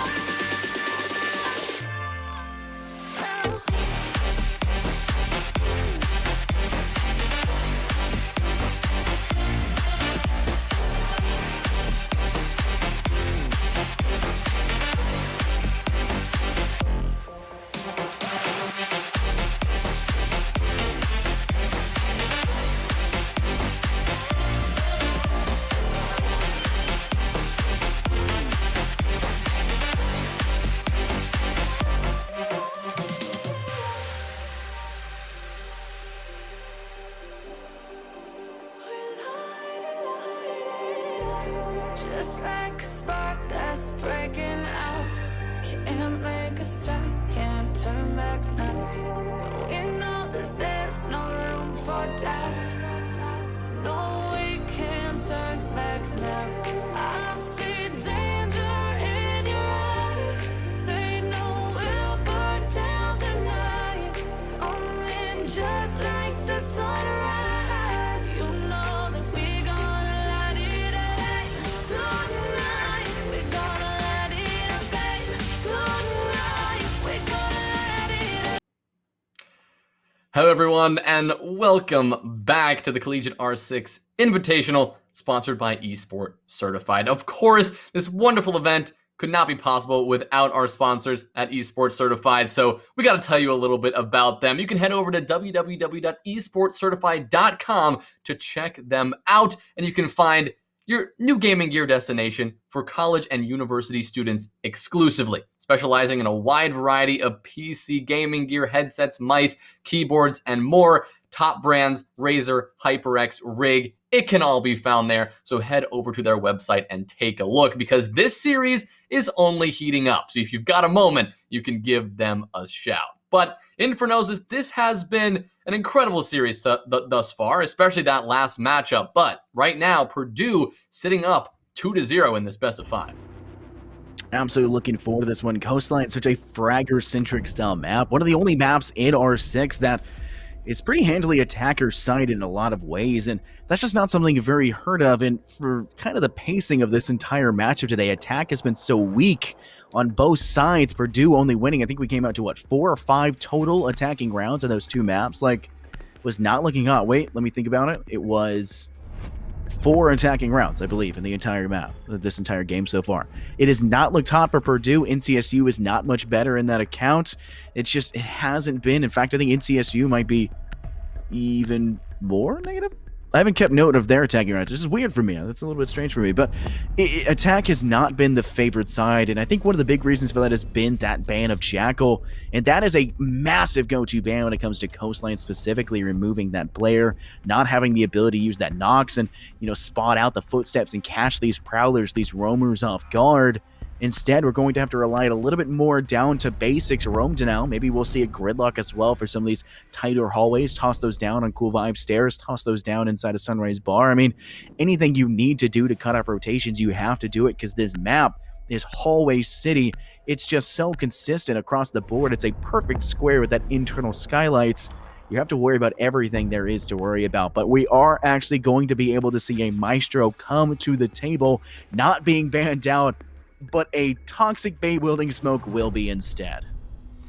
Pred calling out in chat that he's a fan, he likes that. That's because Purdue were the ones to take off the smoke, and that is one of the most iconic NC State bans that there is. So the Capitao and the smoke were taking a lot of those smoke grenade potential and a lot of that area denial potential that both of these operators bring, and taking them off the board. Same thing for the Mira, so much area denial, so much fragging potential, and another nuisance to deal with on the attacking side that will not be a factor. So we've got some pretty normal bans, but the Capital and the Smoke are no doubt pretty interesting to see, and I'm hoping that lends itself to an interesting map, because as you all know at this point, Purdue have that tremendous lead, and to win this or even have a shot at winning this, NC State not only need Coastline, they need the next map, which is Oregon, and then the next map, which is Clubhouse. They need all of them in the full reverse sweep. And things, well, they've got to start here on this attacking side. Purdue, this is NC State's map pick, which may shock many of you, and Purdue have elected to start out on defense. Another shocking revelation. So we have an attacker-sided map that Purdue have elected to defend, and we have a Purdue-sided map that NCSU have elected to attend. So we've got a lot of interesting stuff at play here, and honestly, I'm not exactly sure what to expect, because if NCSU had the confidence to go to this map, we've got to expect them that maybe they're going to pull out something more unexpected that we haven't seen from them before. Yeah, and immediately the first thing I worry about when it comes to a map like this is what type of spawn peaks are going to come to fruition. We can already see one going off over here on this southern ruins side. You see them kind of trying to look for a possibility of the long shot fire. They're aware of it, however, for the NCSU side, they're not too worried, but Purdue maybe need to be a little bit worried of the return. Hangman downed but not out will need some support from a teammate to bring themselves back into the fight, but Mila a little bit trapped right here, inside Sunroom, outside of Green, looking for maybe a pick to come out, is not exactly fruitful in finding it, but Hangman will be brought back to the fight, and this buck from above could give them some pretty good sightlines. You usually see that inside of that penthouse room, maybe inside a VIP as well to get sightlines down into below, but right now still trying to wait it out on that westernmost side of room, that Southwest Games, and you'd have to see them take control of Penthouse, because if you can't take control of Penthouse as an attacking player and remove a player like Smitty out of this theater room, then you don't have a huge advantage when it comes to pushing up. You have to worry about nitro cells even when you're inside as well. You'll see players sit up on top of the bed to deny out nitro cells possibly from below, but they can't step on top of bed right now. This is Nitrocell City to see popping out. Shocked there hasn't been any. If Smitty just gives the information away to let a teammate know to rip and dip one out, it could have connected, but a shot through a wall will connect instead, and Taco will find ourselves the first kill of this map onto Smitty. Again, that is excellent heads-up play from Taco, something we've seen from him all night long, but something that's going to really have to come through on the Coastline. He has not been that top frag. He has not been putting up the numbers that, sometimes we do see from this player. And, taking up the role of the Ash time and time again, it is even more important that he finds his full impact. Now, the floor above is what's getting impacted on this bomb site. You've got Purdue now running around trying to avoid getting spotted, but Laggers are going to take a massive piece of damage there from the holes above. Bringing the buck, Anarchy taking up that role, doing his job really well right now, really suppressing Laggers and forcing him to tuck tail and run. Laggers will no longer be able to do that now that Drew rotated around to that kitchen window and found that blow. What a nice shot there from Hangman to shut down the player on the window. Not before Taco found a kill of his own. Providence has an answer for pretty much everything now. That's 2 kills for Purdue. They're still sitting on the back foot. With 20 seconds to go, though, they really could delay this time and force NCSU to get something crazy going, but Pred is going to find Hangman, leaving Providence alone in a 1v3. 10 seconds left, NC Jack going for the defuse. Providence forced to run on in, but full flash. Unfortunate timing for him, but nobody is there to capitalize. Instead, the gunfight happens a little bit later. Anarchy walking up the blue hall, dealing with him swiftly, and the opening round will go to the attack of NC State. Starting off strong, attack winning is none too shocking for us. We know for a fact this map tends to favor them out, but still liking what I'm seeing right here from NCSU, taking the lead at the start, trying to maintain that at this point in time. Like we've talked about, the first round maybe not the most important, but it is a pacemaker. It is what sets the mentality. It is what kind of sets the mood for what is to come. And this could be the chance for NCSU to kind of make that reverse sweep like we had seen on map 1 for Purdue. Maybe NCSU take a 6-0 half, and maybe Purdue make a return on their attacking round. But we'll have to see it come through. I think Purdue was somewhat close on a lot of accounts. Maybe if they didn't take that first initial player to be down at the beginning, maybe if they didn't take some uneasy 50-50 scenarios, maybe if they had reinforced that wall inside of television, inside a theater, maybe they reinforced that, they wouldn't have lost their player of Smitty sitting inside. a lot of small things they could have done, a little bit more communication. I talked about the nitro cells from below. Smitty had just given them the call out that there were players pushing them in penthouse. Maybe you could toss those and actually find a connection, but instead, you don't catch in, and ultimately you don't catch the round win. So now we're going to have to see whether or not Purdue's defense on this second floor of Hookah and Games is going to be enough to determine enough success. It looks pretty heavy in terms of roam. We got some Goyo shields, the Vulcan shields coming out and setting themselves up in some Apex positionings down below. Maybe going for another cheeky spawn peek to come through, see if it will connect. Mila, it looked like they wanted to do it previously and were unable to find anything off of it. I think Purdue can set themselves up really pretty if they find a first pick really early on in this one. I mean, that's what Coastline can often be all about, right? It's about not only your momentum between rounds, but within each round. And finding that entry pick is your gateway into, gaining that momentum. Starting things off with a frag on a roamer, and suddenly the map is really yours for the taking. You can take that map control, you can envelop that bomb site in that control, and eventually get those frags as a result. Mila, though, hunting for that entry frag. Does not want to be on the receiving end, but as such, putting themselves in a not the most comfortable position. Tucked over there in main lobby while Pred works his way in from that service side of kitchen. But Mila, if not careful, could absolutely get caught out here. Still refusing to budge from this position below the luggage stairs. A drone now identifies his position, and lo and behold, Pred is lurking around the corner to shut him down. The situation, as predicted, did indeed transpire, and an excellent shot from Pred. And now a double kill on the round so early, not only one entry pick, but two to start things off for NC State. Giving yourself the advantage this early is so impactful for them. Purdue, with a two-man disadvantage, is going to have to think twice about taking basically any angle whatsoever, and when they're getting their feet just blown to smithereens by a lifeline impact, Hangman's gonna have to think twice about standing still as well. When you think about defense, you think about nitro cells tossed from below, but it's starting to look like NCSU on the attack can do the same thing, and Providence dropped low as well, trying to fight it out, but Sunrise Bar positioning not looking so well for them, and it doesn't look like they're going to be able to escape too well either. So Providence now down as Predator completes the 3K, now continuing to hunt out, but Hangman is felled and stolen away by Anarchy. In a 5v1, could we see the 4K come out from Pred?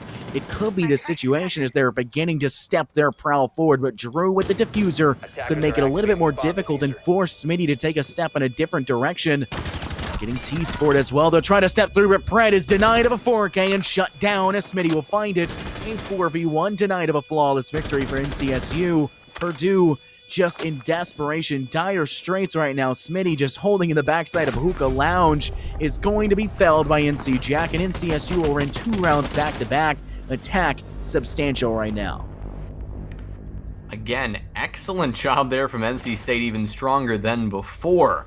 Again, even though it wasn't a site that could be pressured from above, vertical play is still very much an option, that time from below. The swift take of that first floor was really impressive from NC State. Had Mila played a little bit more passively, I think that maybe NCSU would have been delayed on that clear, but really, it is inevitable, and on Coastline, it really is all about playing in those unexpected positions and getting those early frags. No doubt that was what Mila was attempting to do, but after that early pick was found, and after Pred just went on a triple kill tear in the round, Purdue's hopes just kept getting slimmer and slimmer. So 2 rounds in a row for NC State. That's going to force Purdue into the classic but uncomfortable position of where do you go next, because Kitchen, their primary bomb site, didn't look so good. Hookah and Billiards, their secondary bomb site, didn't look so good. So they could either really reach and go for,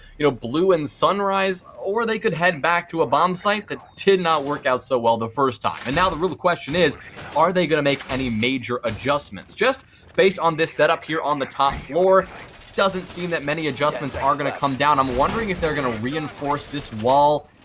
No, they're not going to reinforce that theater wall just yet, the one that Taco was able to find that kill through. So no real adjustments here. Yeah, this theater wall protecting that deployable shield, but maybe they won't put a player on that one actively. Not entirely sure what they're going to change here, but as we saw from that previous attack, something clearly needs to go a little bit differently for Purdue because NCSU clearly know what it takes to attack this site from above.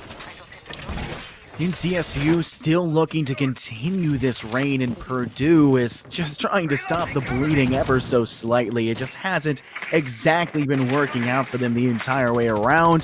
That last round especially, it was a near flawless victory for NCSU, and I think NCSU has been the only team to actually get flawless victories. I may be incorrect. I think Purdue may have stolen one, but NCSU, that would have been their third, but ripped away from them. And now it's going to be up to them to decide if they're going to push this any differently than they did previously. Purdue has done a great job. We saw it on map 2 for Consulate. They've done a great job of playing the same objective as they have lost before and switching it up enough to win it. Last time we saw it was that garage hold where they got swept in the first one, only allowing 2 players on the other opposing side to be alive, but the next one turning out to be, which, was, I believe, a flawless victory. And Purdue, they need to find an answer. Nitro Cell tossed, dipped, but they're going to be able to escape narrowly with their life away, but Laggers is waiting for an opportunity as well to maybe get some shots through. There's the Nitro Cell dipped, and it's not going to find any impact, and narrowly avoiding the flames of that Vulcan shield. It looks like Smitty's going to be able to take a step away and maybe escape with their life just yet, but it looks like NCSU has managed to take substantial control of this second floor, which could put Purdue in a bit of a poor situation. Yeah, Laggers was the player to fall to the vertical play last time and is once again tempting fate a little bit here. Exposed to the angle that Drew and Taco are both now approaching, but he'll back away for now, but right into the view of another. There's Taco to round him out, so Laggers' escape route clearly not the best. Maybe it was planned in advance, but it was certainly not his best decision, and that's going to put Purdue on the back foot early on. Your Goyo is lost, but his utility has already been placed down, so at least there's that. But now that Providence has been taken down, that's another Nitro Cell you've lost, and, well, another player and another gun that you will no longer have. Mila has an answer. That kill onto Pred will shut down the Zofia finally, who's been just excellent so far on this map. But once again, Purdue still on the back foot. The one thing they do have going for them is the time, because soon NC State are going to have to put themselves in an uncomfortable position. Taco doing just that, and Hangmanner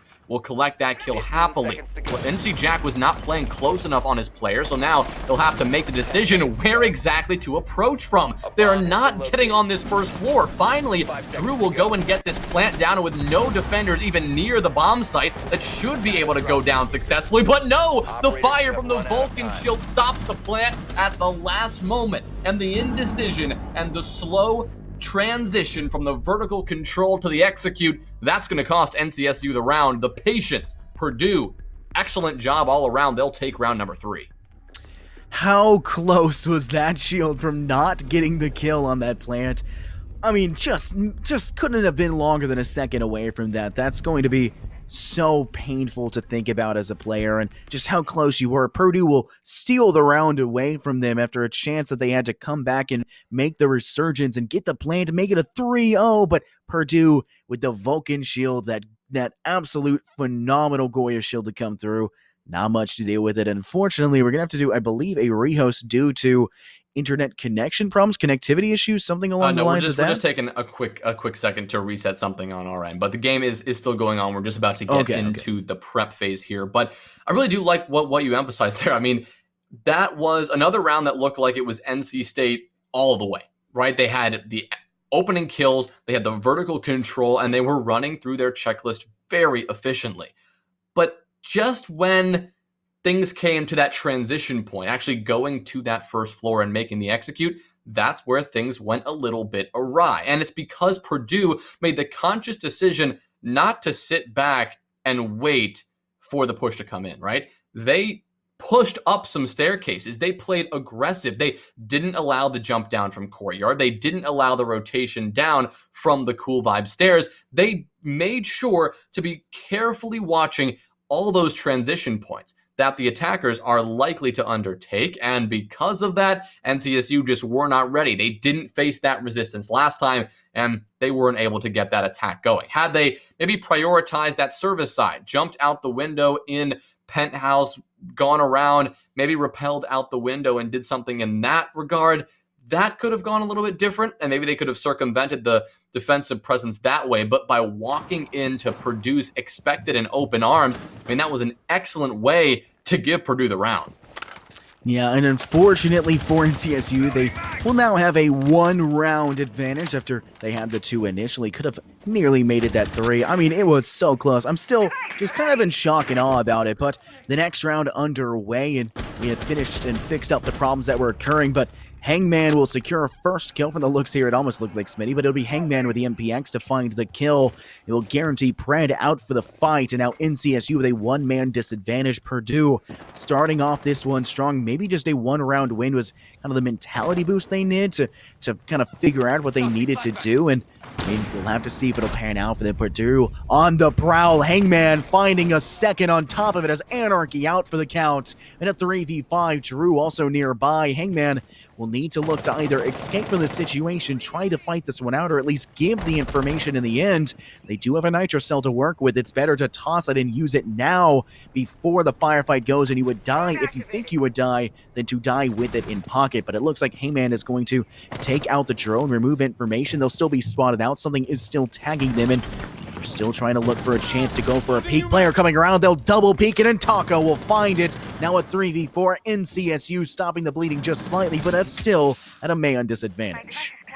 Well, NCSU recovering things just a little bit, but just wondering if it's a little bit too late. I mean, they still need to pressure Hookah and Billiards, and they're all grouped up on this first floor right now. Smitty still contesting, making sure that NC State don't feel quite safe, but he'll rotate back around. Mila also trying to do a little bit of that aggressive maneuver, rotating around towards the luggage, the white stairs over on that main lobby side, but he'll get caught out by an air jab, and so that rotation will not be in the cards. But with the Vulcan shield pop now in Aqua, it's time to actually get this plant down, but Providence is playing close below in blue bar with a C4 in hand. Taco now knows this, but still needs to find a way to deal with the Goyo if Drew wants to get this plant down. He'll stick it, and a perfect C4 toss.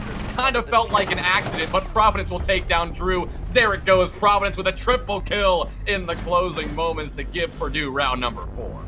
Absolutely great showmanship right there to get it with the Vector, just looking up, looking right, finding everything in between as well, and Purdue able to tie it back just a little bit closer here at that 2-2 margin, but attackers typically do have the favor. Maybe NCSU is getting, maybe they're down bad in this situation. I don't really have any other way to put it, as my Zoomer humor kind of, makes me say it, but Purdue looking for an opportunity to continue to put this one away. We know they're up 2 maps. They can just end it all here in a 3-0 victory. It's been done before. They're wanting to maintain that streak of it, but this is a difficult map to go for it, and NCSU have managed to, on Purdue's attack, deny them just like they were in between, but this one's neck and neck, which is an interesting thing to see for a map like Coastline. I'm looking forward to what's going to continue. We're going to head to this bar objective to look and see what we can do in between the both of them. No Mira here, at least what I'm seeing, so you don't have that option available to you. I think that was banned out if I remember correctly. You don't have a Maestro either. That one was not banned out. I distinctly remember that, but at the same time, you're not opting to bring that one to the table, so a lot of emphasis will need to be put on that blue bar wall connecting over on the southern side. Put a lot of emphasis. You can breach that plant inside pocket and really make it difficult, but that skylight wall on that eastern corner could be able to save the day. If you play on that eastern side toward check-in, you can get some long shots across, maybe play inside green. I mean, there's a lot of opportunities for denial. It just comes down to where NCSU will push in and where Purdue are going to set themselves down and begin to turtle up. Well, this is the first time we've seen this bomb site, so it'll be good to see exactly how it is going to unfold. The first times we saw both of the other 2 objectives, it was NC State, who rolled through rather successfully, but since then, Purdue have really done a great job to stop the bleeding, and the momentum has certainly shifted around just a little bit here. Overall, the approach for this objective is rather similar to Kitchen and Service, but what makes this one more special is that it doesn't just play like an objective. In my eyes, it plays like an entire map, this particular bomb site, because in order to really get a bomb plant down, especially in that blue bar side, you need control of main lobby, and as confusing as that may sound, the courtyard wall that's going to be opened up fully by the defensive team, and you can get a line of sight right on to the objective and onto the default plant spot that the attackers will need to control. Early steps are done well here by NC State. They've already done a lot of damage onto Mila, the alibi. Yes, I know, the alibi playing over here on this southeast side, who's now retreated on downstairs towards security. Anarchy keeping an eye on this rotation spot, sensing that Mila has to come back to sight. Instead, it's Providence, but somehow the headshot will not be counted, and Anarchy will not be able to get that early kill. So 2 kills now, both onto Providence and Mila, could have happened, but Purdue narrowly escaping that grisly fate. Yeah, now a 5v5, but if you look over on the Purdue right side, Providence and Mila extremely low through some harrowing encounters against NCSU, but as of the current moment, they're still trying to figure out what exactly to do. They're going to put the air jab to secure a safety net behind. They'll pick up Laggers, who was full HP at the time, and now Purdue in a one-man disadvantage. We may see this come to a quick 3-2, and Hangman finding the shot onto Pred. Now a 4v4, a minute left on the clock. Can NCSU activate anything going forward and put themselves in a situation to continue this firefight going onward? But flashes and every utility usage coming on the side. Hangman now holding tight in this hallway in this southwest corner pocket, maybe hoping to catch a player heading down Cool Vibes off guard. It could be Taco that will be facing an unfortunate wrath that they come in for the hallway of Kitchen. I don't know, at this point in time, they may be able to catch Hangman off guard in that corner if they're still deciding to situate themselves and try to hold that angle. But as of the moment, still having to watch this skylight wall, that hallway wall from Kitchen. They need to step inward. They need to deny plants, but Taco denied from Smitty. No damage in the other direction, and they have no real way to enter in terms of safety. But Hangman finding Anarchy, NC Jack onto Mila, finishing off the kill from earlier. And NC Jack will be felled by Hangman on the triple. 1v3 situation. Providence with a pistol will clean it up, and Purdue will take a round lead here in round 5. That round really characterized by missed opportunities. That's how I would describe it, because NC State, I mean, they put themselves in the perfect position to really do everything. Not only that, they had actually a line of sight and bullets connecting onto those very opportunities that they missed. The first one was Mila, who was playing far too aggressive for his own good on that top floor as the alibi. Taco was ready for it, but could not get the headshot. And then Anarchy was watching perfectly on to the rotation of Providence, who was coming back around from offices and working his way into Blue Bar. Perfect headshot and free kill opportunity for Anarchy, who had the wherewithal and the strategy in place to be watching that rotation spot. I mean, excellent work there, but unfortunately, however it may be, whether that looked like a headshot on our end or maybe the bullets the fire rate did not help him out there. That kill could not have been found either. So that was 2 early kills that could have easily shaped the entire course of the round, because just imagine if that round had unfolded in a 3v2, because it really feels like it could have easily been a 3v2 50% of the time. Had those 2 gunfights just shook out a little bit differently, NC State would have found themselves with the advantage here. But Purdue, it's their town, it's their match, and it's their round. They took it. It's 3-2. They could take a 4-2 defensive split here if NC State are not careful. And on the attacking half on Coastline, that is not the way you want to start. 5 seconds remaining.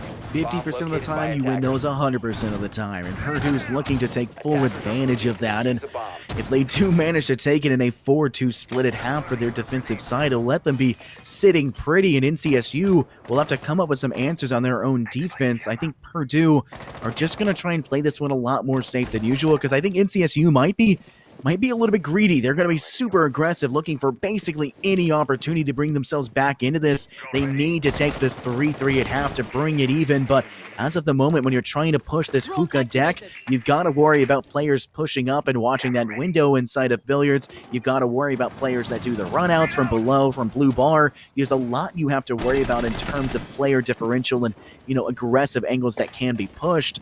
I think that Purdue and NCSU they're going to both try to take full advantage of these. If Purdue can take these long shot angles from Mila we had saw in that billiards window, NCSU get caught off guard, but they were playing safe. They need to be aggressive in their own manner, and I think that both sides are looking for an end-all be-all round. This round could be one of the most important ones here. Purdue can put away an aggressive first half on this map. They may be able to just to say, hey, we put away NCSU in the end. But first kill dropping already. Taka will find the kill onto Lagger, setting themselves up in a 5 versus 4 scenario.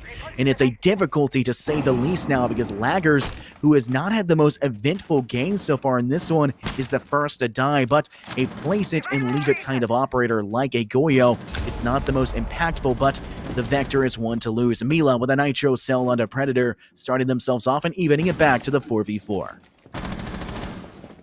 Anarchy looking down towards luggage stairs here. One player just rearing their head and getting aggressive, but instead Hangman is now going to be pressuring from elsewhere. The rotation up the Cool Vibe stairs could be perfectly timed if NC State aren't careful. You've got the air jabs in play, and that's going to identify Hangman's position as he rotates into Hookah, but it simply doesn't matter. Mila rolls on through, avoiding the air jab, frying Anarchy, leaving NC Jack and Drew with 4 kills combined between the two of them to fend off 4 hungry defenders. Drew will open up on that kill, taking down Providence, so that's a start, but now 3 more still have to be found. Mila, the next step in their way, holding down luggage, but now backing off as the sound of 2 players just crouching on up is blatantly apparent here. Now Drew going for the pre-fire, but as you will notice, the hatch is open, and Mila has dropped down to security. So with 25 seconds left, NC Jack and Drew, they have no more free kills to speak of. Now they've got to get aggressive, and Smitty is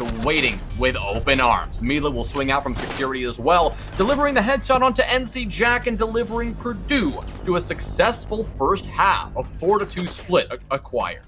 Man, they are sitting so pretty right now. Purdue now have an option. They're going to the attack, and this map is so aggressive in nature. I don't think NCSU was putting forward the aggressive nature that we should have been anticipating from them, and now Purdue is going to have that option. I think one of the big things we're going to be noticing here on Purdue's attack, maybe the first round they try a laid-back strategy. They don't be as aggressive about their attack. Maybe they play into that 20-second push strategy that you like to talk about and that everyone kind of doesn't like for the meta, Ubisoft specifically, as they keep trying to patch it out. But maybe Purdue go for that. They've liked it consistently in the first 2 maps, but Coastline's a very big variation in the average map style. So I'm thinking that Purdue start one a little bit slower paced, and then from there onward, try to find that niche, try to find what fits, and then start pounding and pummeling NCSU into the ground. Because if Purdue can get themselves continuing in this fashion with this mentality booster after a, I believe, 4-round return, could be a really big factor to put NCSU away for good. We know Purdue can do it. They're capable of it. They've done it now on 2 maps already. This could be the decider map, where we could be heading into a 4th map as well. Nonetheless, it's been a phenomenal one so far. Really looking forward to what Purdue can put onto the table here in their attacking half. Yeah, the lessons we've learned from this first one, we could, largely discard them because now things are definitely changing around. But for Purdue on the defense, their success was really their own.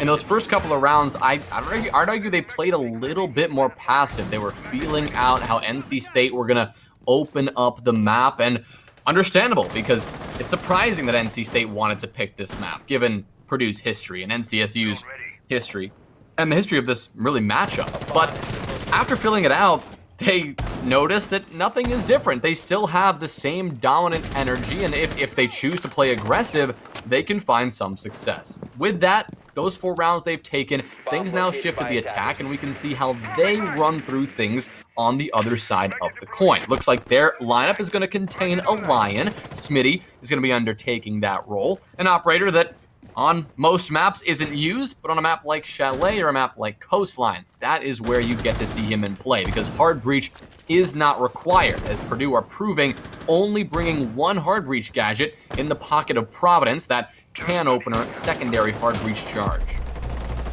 2 minutes on the clock, a 5v5 still, as no side has been able to find that pivotal first impact kill, but a spray through a wall, harrowingly close, but I believe on the other side of that lounging section. But Hangman very wary about the opposing side, but Providence will collect the first kill in this one as Predator now out for the count. The Frost may be dead, but can still have those mats to their advantage. But Drew removing Nomad from the opposition. Laggers not able to make enough impact with the air jabs, didn't place in an aggressive nature, and as they continue to swing towards Blue Bar, they get a player over across of Skylight looking towards main, and the fight continues with an ED1E. Providence finding Drew in a 3v4 now again. Purdue doing everything they can to maintain this lead advantage in terms of number, but Taco tagging Providence will make it a little bit more difficult on top as Providence is dropped at about 24 HP.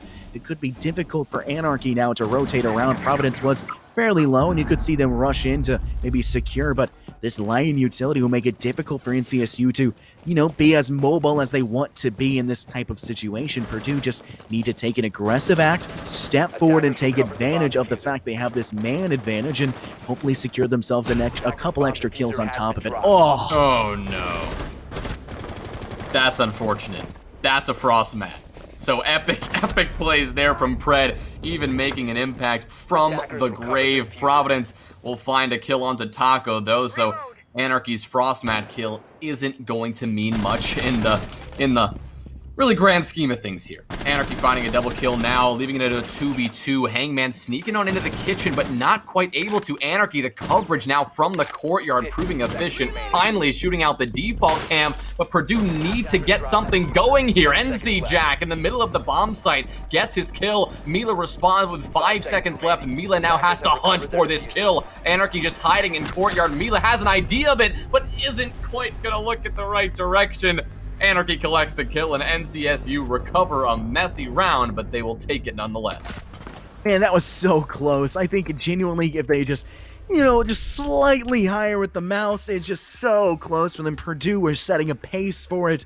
They had so much to go through with it. Pred saying Pogmat in the chat, and I think that was kind of the downfall of Purdue. Once the mount has stepped into, the mentality is quite literally at the very bottom it can get to. That is just so devastating to have. I remember one of my CR6 casts here, I had stated nobody at this level is going to fall necessarily for a Frostmat at this position, and then not 10 seconds later somebody did.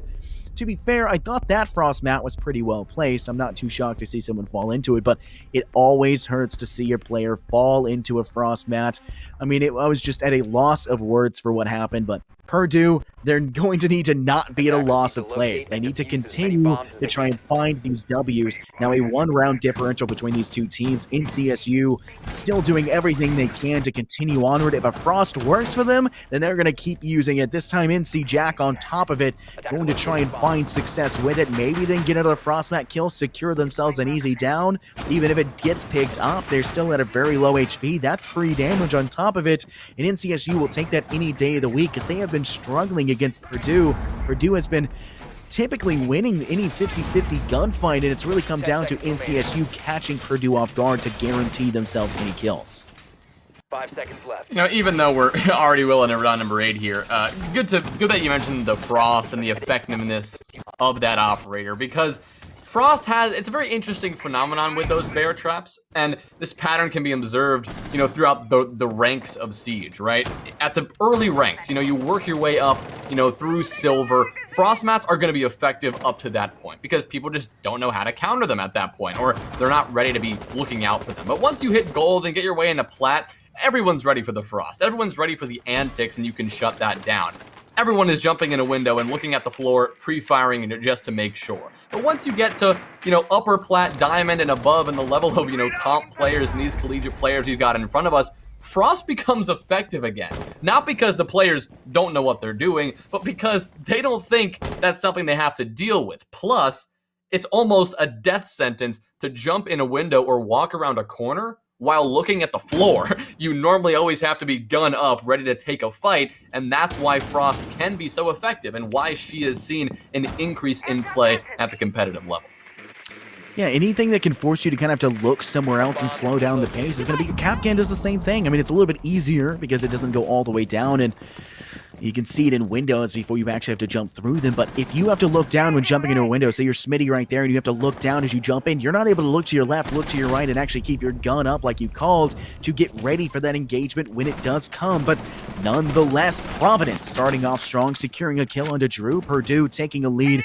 It's about halfway through this round here, but this happened just the round previously where Purdue took a lead advantage, but they still ultimately lose it because of unfortunate positioning and NCSU's ability to narrowly escape death in the last few moments. But this presence on this second floor is going to be pivotal. NC Jack securing the kill to Mila outside. There's another one on that veranda balcony. They'll find a second. They don't need the Frost mats in this round. They need the Frost 9mm C1, and they'll guarantee themselves 2 kills off top of it. Purdue now at a 1-man disadvantage. A 2-man brought around by Pred. Quickly refragged by Smitty. A 3v2. Taco, NC Jack, and Anarchy doing everything they can now to deny Purdue. But Hangman on this outside southern balcony looking for a chance to step in. We know that NC Jack was close by recently, going in off the line utility, going for the shot downs. But I believe they're getting tagged out by an Evil Eye as of the moment. And a Frost mat right to the ankles. Hangman will hang their head down low as they're now forced to lie on the dirt.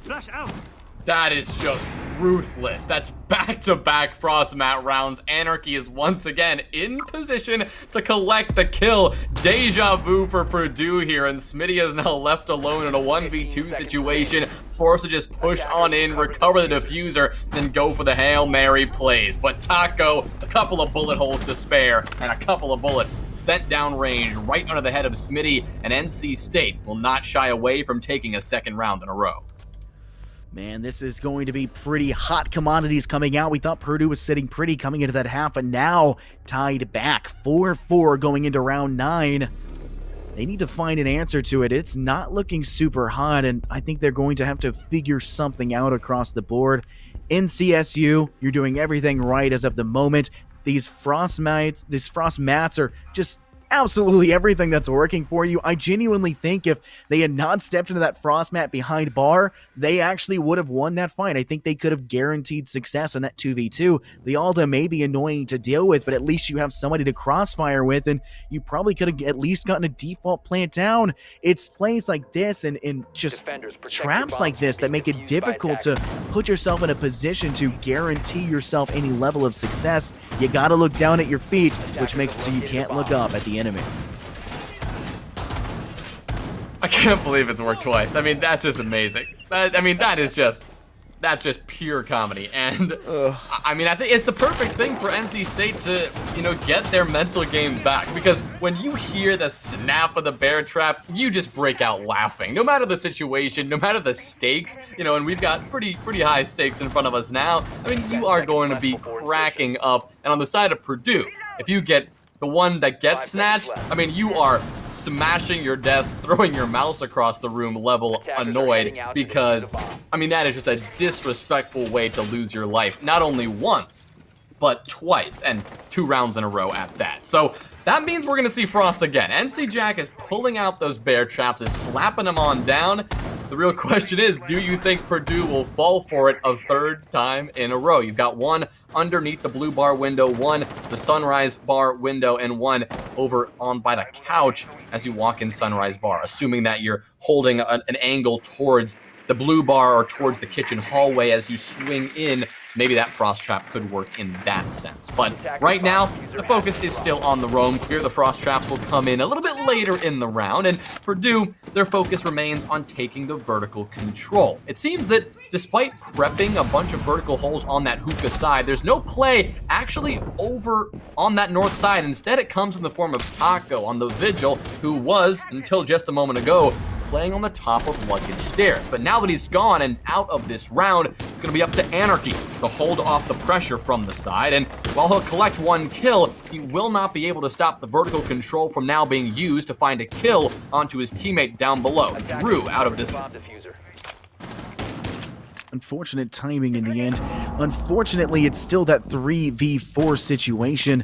Purdue, who has been taking the lead pretty easily so far in the early positions of that man advantage in these rounds for their attack, are just not able to completely act on it and finish off the round, which has been a big deficit for them. Purdue haven't been able to, I guess, finish off what they started, and that's kind of being a problem. You need to complete what's on your plate. Don't play with your food.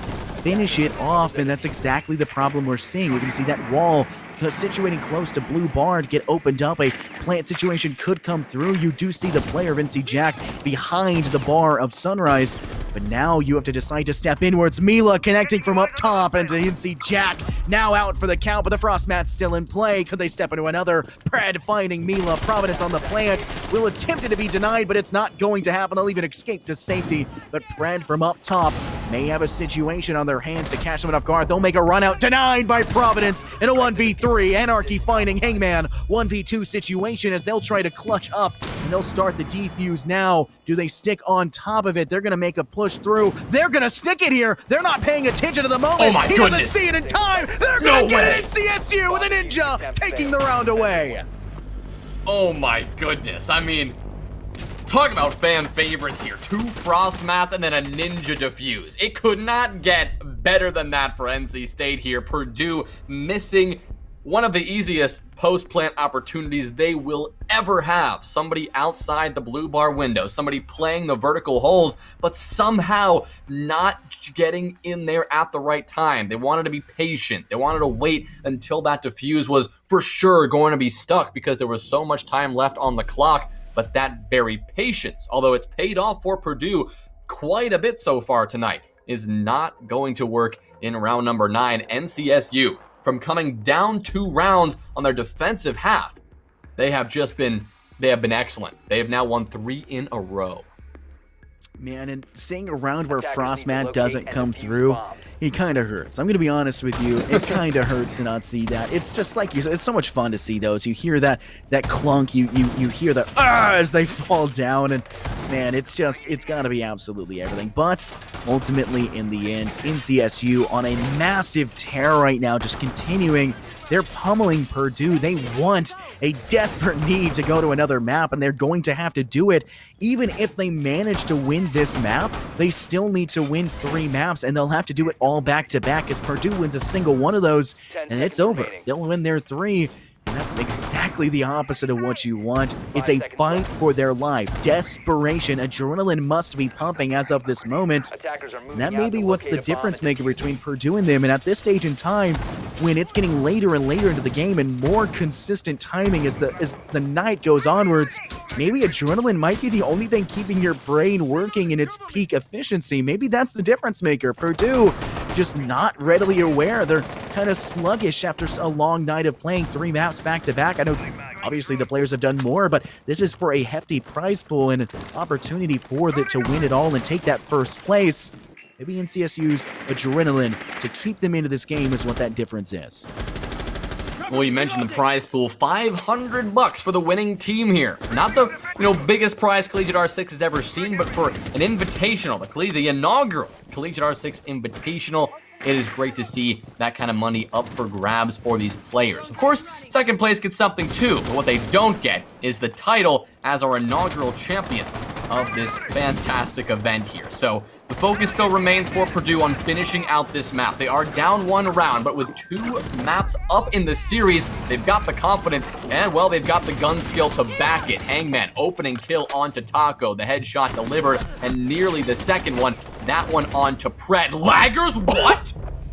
Excuse me? The hipfire headshot through the floor. We're gonna need a Moss check after that one, but Pred and Drew will find some kills to answer, but Purdue will remain the edge after a mind-boggling exchange. Hangman and Providence, both double digits now on the board, will be looking to roll through with Smitty and cut down these last 2 defenders. NC Jack holding down Kitchen. He knows that he's dealing with some pressure from that Sunrise side, but Pred is off the objective at the moment and is in a very dangerous position.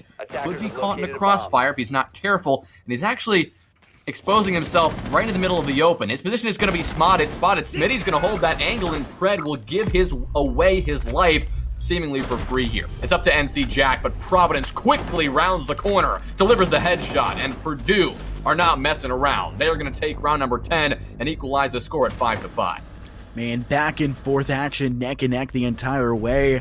Man, Caster's Curse has been such a problem for us tonight. I like you say, NC Jack up to him, and then immediately afterwards, just dead. Nothing happened, and that's happened so many times tonight. Just the aggressive nature of these peaks, the aggressive nature of the players in general, and their ability to tag out shots. Just doing such a phenomenal work all around, but we're still one round away from one of these teams hitting match points. It's going to be anyone's game. Purdue have stopped the bleeding just slightly. The difference will be whether it was a Band-Aid to stop it or if they managed to put some gauze on the wound. Because if it's just a Band-Aid, well, they're going to rip it right off you and they're going to make it hurt. No amount of Hello Kitty Band-Aids is going to make that feel any better. Purdue need to find consistent answers and not just a one-off round victory. I think NCSU has done a phenomenal job. The frost mats, which we haven't seen necessarily a presence of, but the main hand of NC Jack with a frost mat. I mean, the 9mm is such a strong weapon to have. It does so much damage for a 9mm as well. It's got that a great scope on it. It's got little to no recoil. You got that secondary shotgun, the I-S, to be able to knock out some holes in the wall. Utility you can bring to a table as a frost is astronomical, and for a map, that utility is basically everything right behind guns. It's probably one of the best operators you can bring. Attacker's objective is to locate a bomb Well, and defuse it. This map has been just phenomenal. Really, we have seen quite a range of maps tonight. We started on Villa, which was atrocious, and we've only improved since then. Consulate was fantastic, and Coastline is proving to be just as exciting and frag-heavy of a map as you could come to expect. We're sitting at 5-5. These teams are really looking to get this win here, but oh my goodness, what a way to start the round from Providence. He'll get the opening kill on NC Jack. The Frost is no more in round number 11. Purdue are loving that opening kill, the setup, those shotgun holes, giving away NC Jack's position a little bit too late after the prep phase concluded. And Purdue, they're quick. They're there to shut that down. Man, starting off strong, going to remove NC Jack. The 9mm is just gushing over, now out. No longer allowed in this one, and it's going to be pretty upsetting here for NCSU. The frost mats will be still here, and, well, that will be useful, and Purdue has fallen for them already. I don't think they're looking to fall for them anymore. I think that the mentality's down enough, and they are just in kind of dire straits. The desperation behind it will stop them from doing it, but Drew finding a kill. The cross will connect to Providence, and Taco will find their own into Mila. 4v3 as NCSU claw their way back to a man lead now, but stepping now inside into it, Graham. Hangman looking for a chance player on the wide stairs, but it'll be Brad who finds themselves one under laggers, and now you've got 2 men down if you're Purdue. You've got the Lion utility to assist, but as of the current moment, you're still both trying to step in through Aquarium on that southern side of the map. I'm not sure you have what it takes to step inward, especially when you're facing off against an Alda. Into the 416 Steve still available for the opposing side. The roamers are still readily apparent around here. You don't have any real way to deny roam potential. Your air jab's not up for the count. They're out as Laggers was felled. Only thing you have is this Lion utility. Smitty hopping onto the bomb will be taken out now, as it'll be Hangman who's felled by Taco, and a step-off Anarchy flicking with the Alda to Smitty. NCSU will tie it back. Oh, sorry, not tie it. They'll bring it up into their match point. We could see it go to map 4. This is the first time that NC State have been the ones with match point. Every other situation, it has been Purdue all the way. They have had match point first, second, third. Every single chance they've got, Purdue have held this advantage over NC State. But finally, the tides have turned just a little bit here. Sure, it's only one round, but with match point on the line, we are going to need to see a very clean Purdue attack. Once again, from NC State, clawing it back in the round itself. They started out the opening pick onto NC Jack, not the way they wanted to begin, but the patience and just, well, the gun skill to work their way back into that round, taking that advantage and forcing that into a very tough 2vx situation in those closing moments.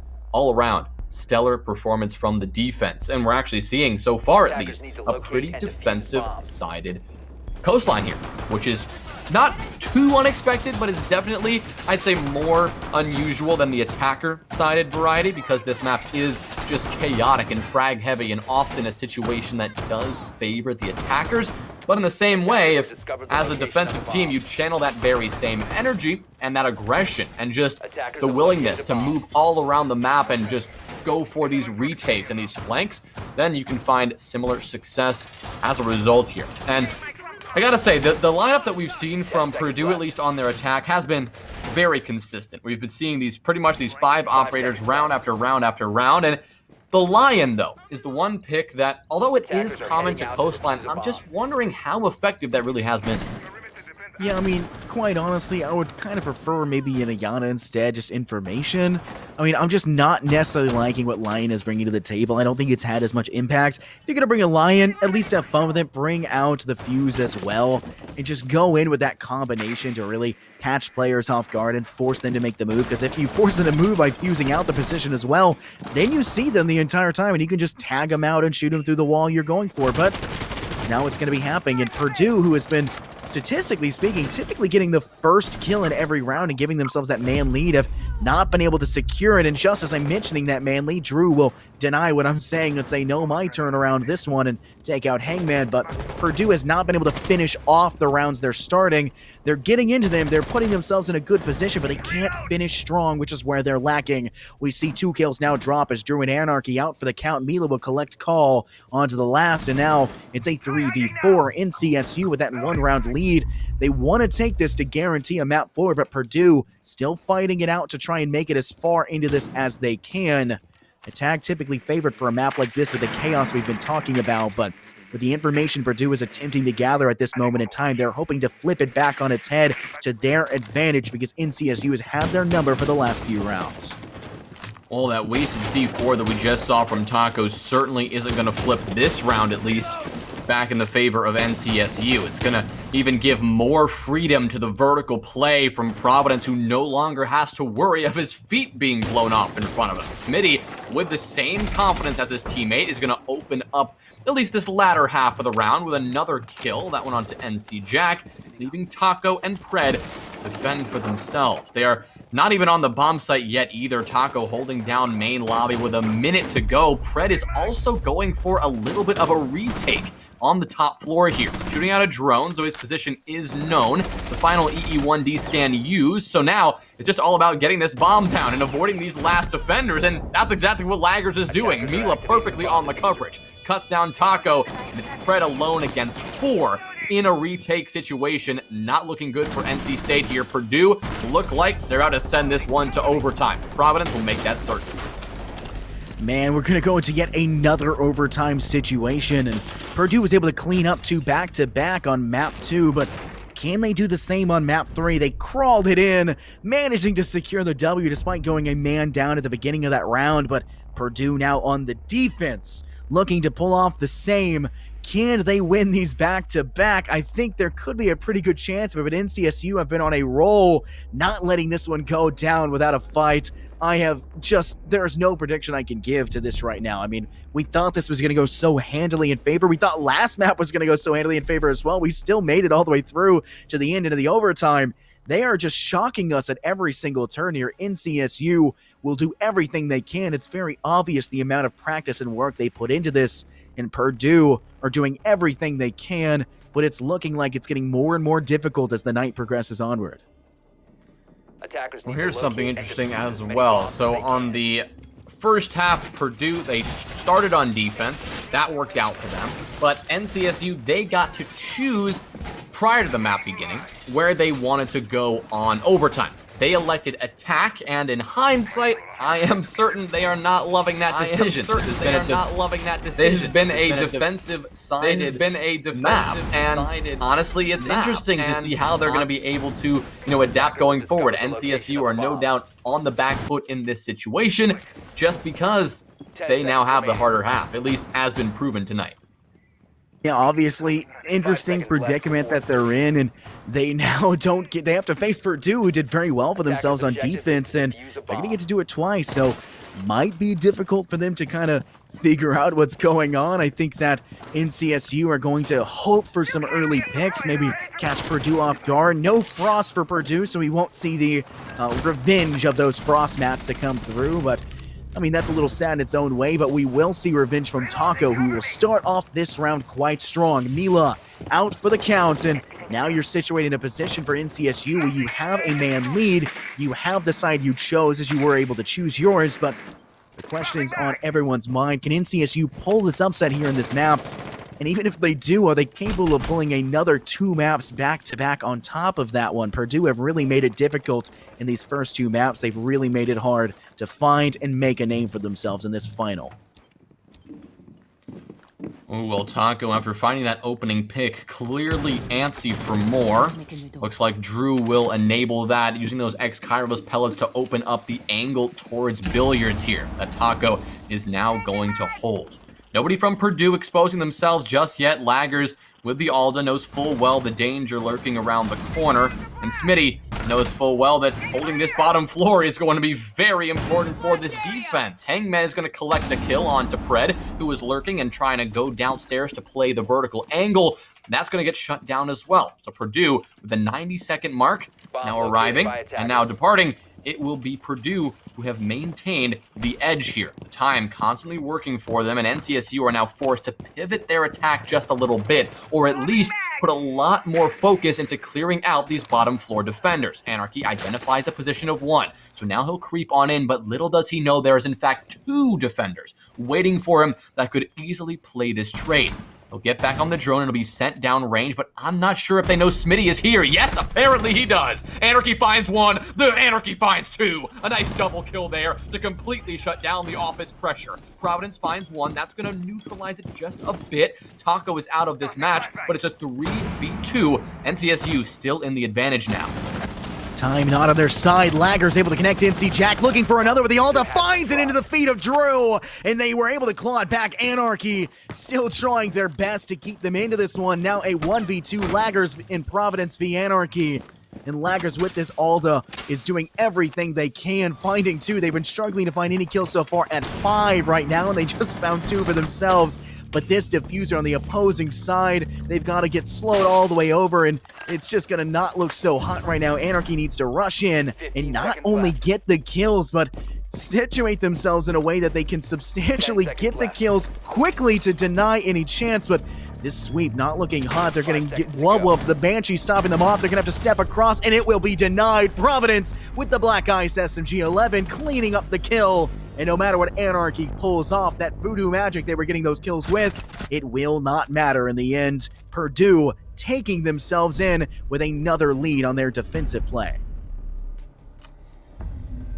Man, I mean, I gotta say, Purdue have really stepped up, and Laggers has stepped up specifically. Coming into the night, I did not think we'd be highlighting Laggers as an important player here, but just because Laggers have been finding a couple of more kills in these last few rounds than really we saw in that entire first half, that has really given Purdue the edge here. Sure, one of those kills was a hipfire wallbang through the roof, and 2 more were wallbangs, one of them without a yellow ping, but that kind of stepping up and that kind of fragging power has been really important for Purdue here, as can clearly be seen by just they are finding rounds when Laggers is finding kills. And I don't think that's a coincidence. NCSU, obviously they are building these attacks and they've been really trying to get this attacking consistency going on a map that they're not necessarily too comfortable on.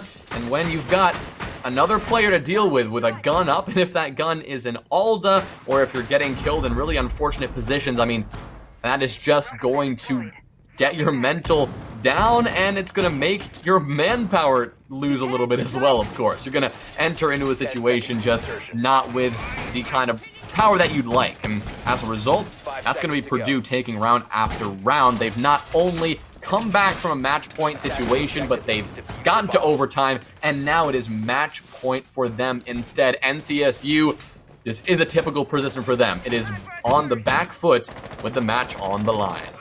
Match on the line, indeed. Purdue did a phenomenal job. I kind of want to see a repeat of map 2, and then that they just go, hey, we're inside and already taking control of the points just from the very get-go. Of course, there is no, soft wall for them to go in, or technically hard, but there is no wall technically to the wall that they can just come straight into and go for. Really just kind of hookah wall on that veranda, trying to take hookah deck and stepping into hookah. I mean, maybe you can say going on this southern balcony leading into Aquarium, maybe you can quantify it as that, but there's not a full direct route, and it's going to play against him. NC Jack trying to replicate the success they had previously on their defensive half. Instead of being able to find 2, they find none, but they do manage to damage Hangman out for just a little bit longer, and so Purdue will take a man lead here. 2 minutes on the clock, and still players on the roam for NCSU. None too shocking, but they get a long shot angle being held. Hoping to deny, they'll find it. They take it with the MX4 Storm. Hangman out for the count. A 4v4 long shot kill to bring it back into a tied player favor. Smitty changing things up now, getting a kill onto Anarchy to continue to give Purdue the advantage, but, well, things still need to change. The time ticking away, but now Liger's actually going for this plant here. Taco can't quite get the angle, swinging all the way around. Mila, where's Mila on the coverage? Finally swinging around and shutting Taco down, and just after the plant was able to go down. Now Pred will have to deal with the player on rappel. That's Mila again, who is ruthless in this position, but at the same time, Drew is going to go for this retake. Providence finding 1 kill. It is Drew with their life on the line who has to make this one happen, but it's Smitty who rounds the corner. Purdue take round 14, and in a sweatiest map yet, Purdue will close things out, and they will be your champions of the inaugural CollegiateR6 Invitational. Goodness gracious, that one came down to the wire again. 2 maps back-to-back, leading into overtime with Purdue having to take 2 in a row to guarantee it. And they looked hot in that last round to do it. I mean, they pulled out all stops, doing everything they could to force a situation like that, and it works out for them in the end. Goodness gracious, I love to see a round like that. I love to see a map like that. Coastline, just usually so attacker-sided, but it was both ways. I mean, it was back and forth, neck and neck the entire way. Purdue did phenomenal on their defense, which was sometimes shocking to see in a lot of ways, but these teams, even across the board, it just comes out to Purdue getting that small edge over their opponent. Well, we do have a quick break coming up before we head to our interview, but before we do that, we've got one final giveaway for you. Our wonderful sponsors at Esport Certified have given us 4 rig headsets to give away, the 500 series headsets, and we've got our 4th and final series to give out to one of you lucky viewers here tonight. And you know what to do at this point. Spam I love Esports Certified in the Twitch chat. You'll be entered into the giveaway, and just in a few minutes, somebody will be chosen and you'll be DM'd if you won that prize. But until that moment happens, spam away. We'll be back in a few minutes with our interview.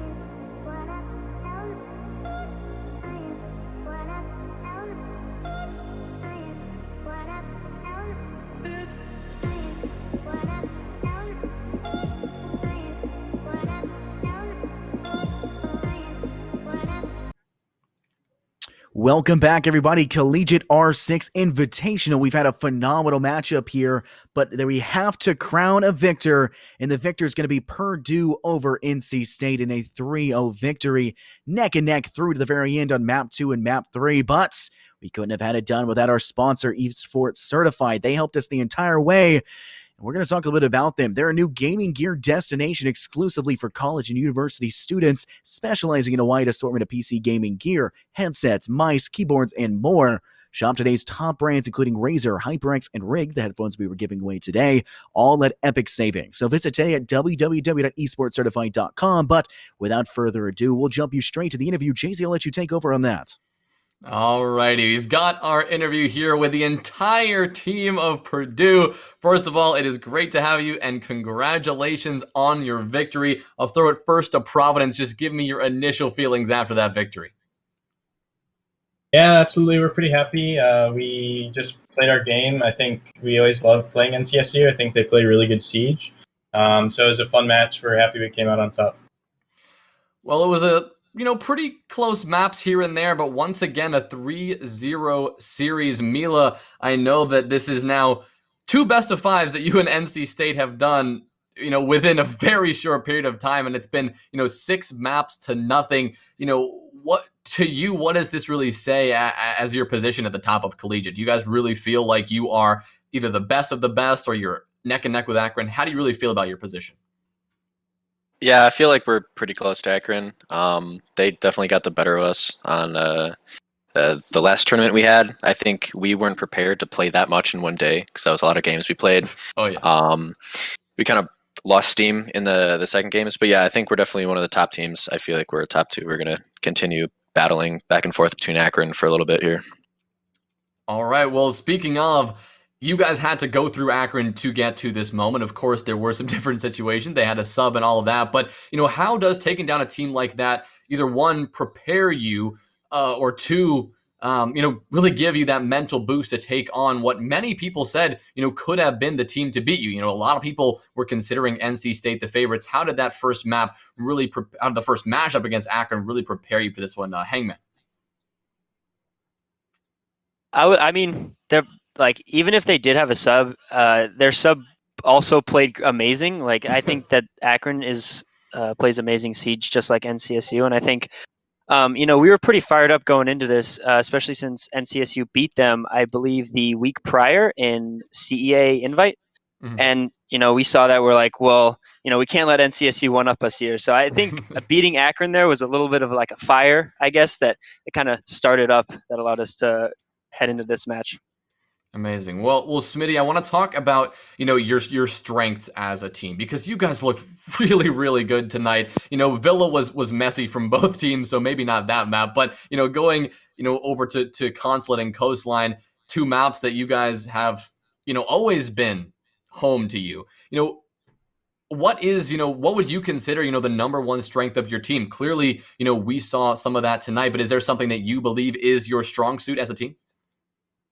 I think we've kind of boasted being able to play or have like a structured method of play for a long time, despite role changes. And I'm looking forward to seeing how we can keep it up in the future and maintain our number 1 spot that we earned today.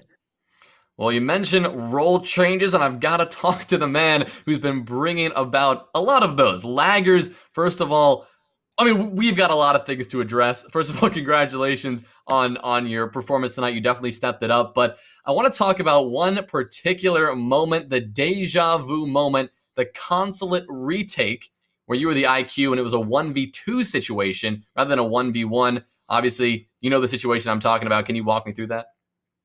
Yeah, believe me, that singular moment against Akron was sort of hanging in my mind the entire time. I think a big reason that it looked like we may have given up a bit towards the end against Akron in the Face-It finals was that round there. So I knew I couldn't let us lose that round there. It was the exact same situation there, first round of overtime. And I thought about that situation so much. I just knew what to fix there in order to try and keep my team in the game.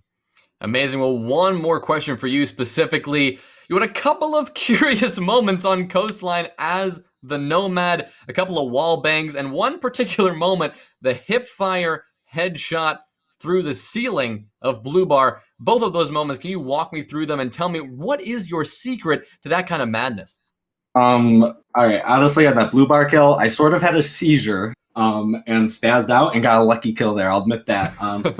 I mean, I'm not counting on myself getting that kill ever again, to be honest.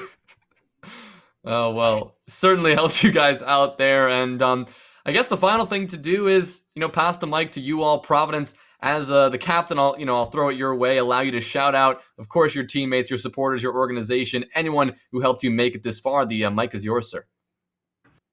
Yeah, well, thanks first to all the casters and producers. We appreciate you guys just doing this out of your time, and it's been awesome to watch you guys sort of progress in collegiate. It's been fun. As a team, I'm really proud of us. Even if role changes, everyone's staying really positive. Everyone's improving, and everyone wants to improve, which I think is really important. For a shout out side, I really appreciate everyone in the Discord server, and obviously with the club, just helping us out, shouting us out, hyping up chat. We love you guys. Thanks for watching. So, well, congratulations once again. A victory, and you guys are the champions of the inaugural CollegiateR6 Invitational, so that's got to be something pretty special. You'll walk home with a nice $500 prize and all the confidence in the world moving forward to the remainder of the CollegiateR6 regular season and playoffs coming on up. So, of course, congratulations, and we wish you the best of luck in that, but we'll have to say goodbye to you guys for now. Thank you so much. Have a great night. Thank you. Too. So long. Well, Infernosis, I mean, we heard a lot from him. We heard it all. Seems that, they really, really played well, and it was excellent to see them not only progress in this matchup, but throughout the season. You have any closing thoughts, my friend? No, just a great game to watch. I mean, I had the pleasure of casting Purdue upset Akron. I had the great NC State game previously where they took UTSA. I mean, I've gotten to watch them progress in the same way, and it's just so much fun to always get to see it calm down and culminate into a grand final like this one.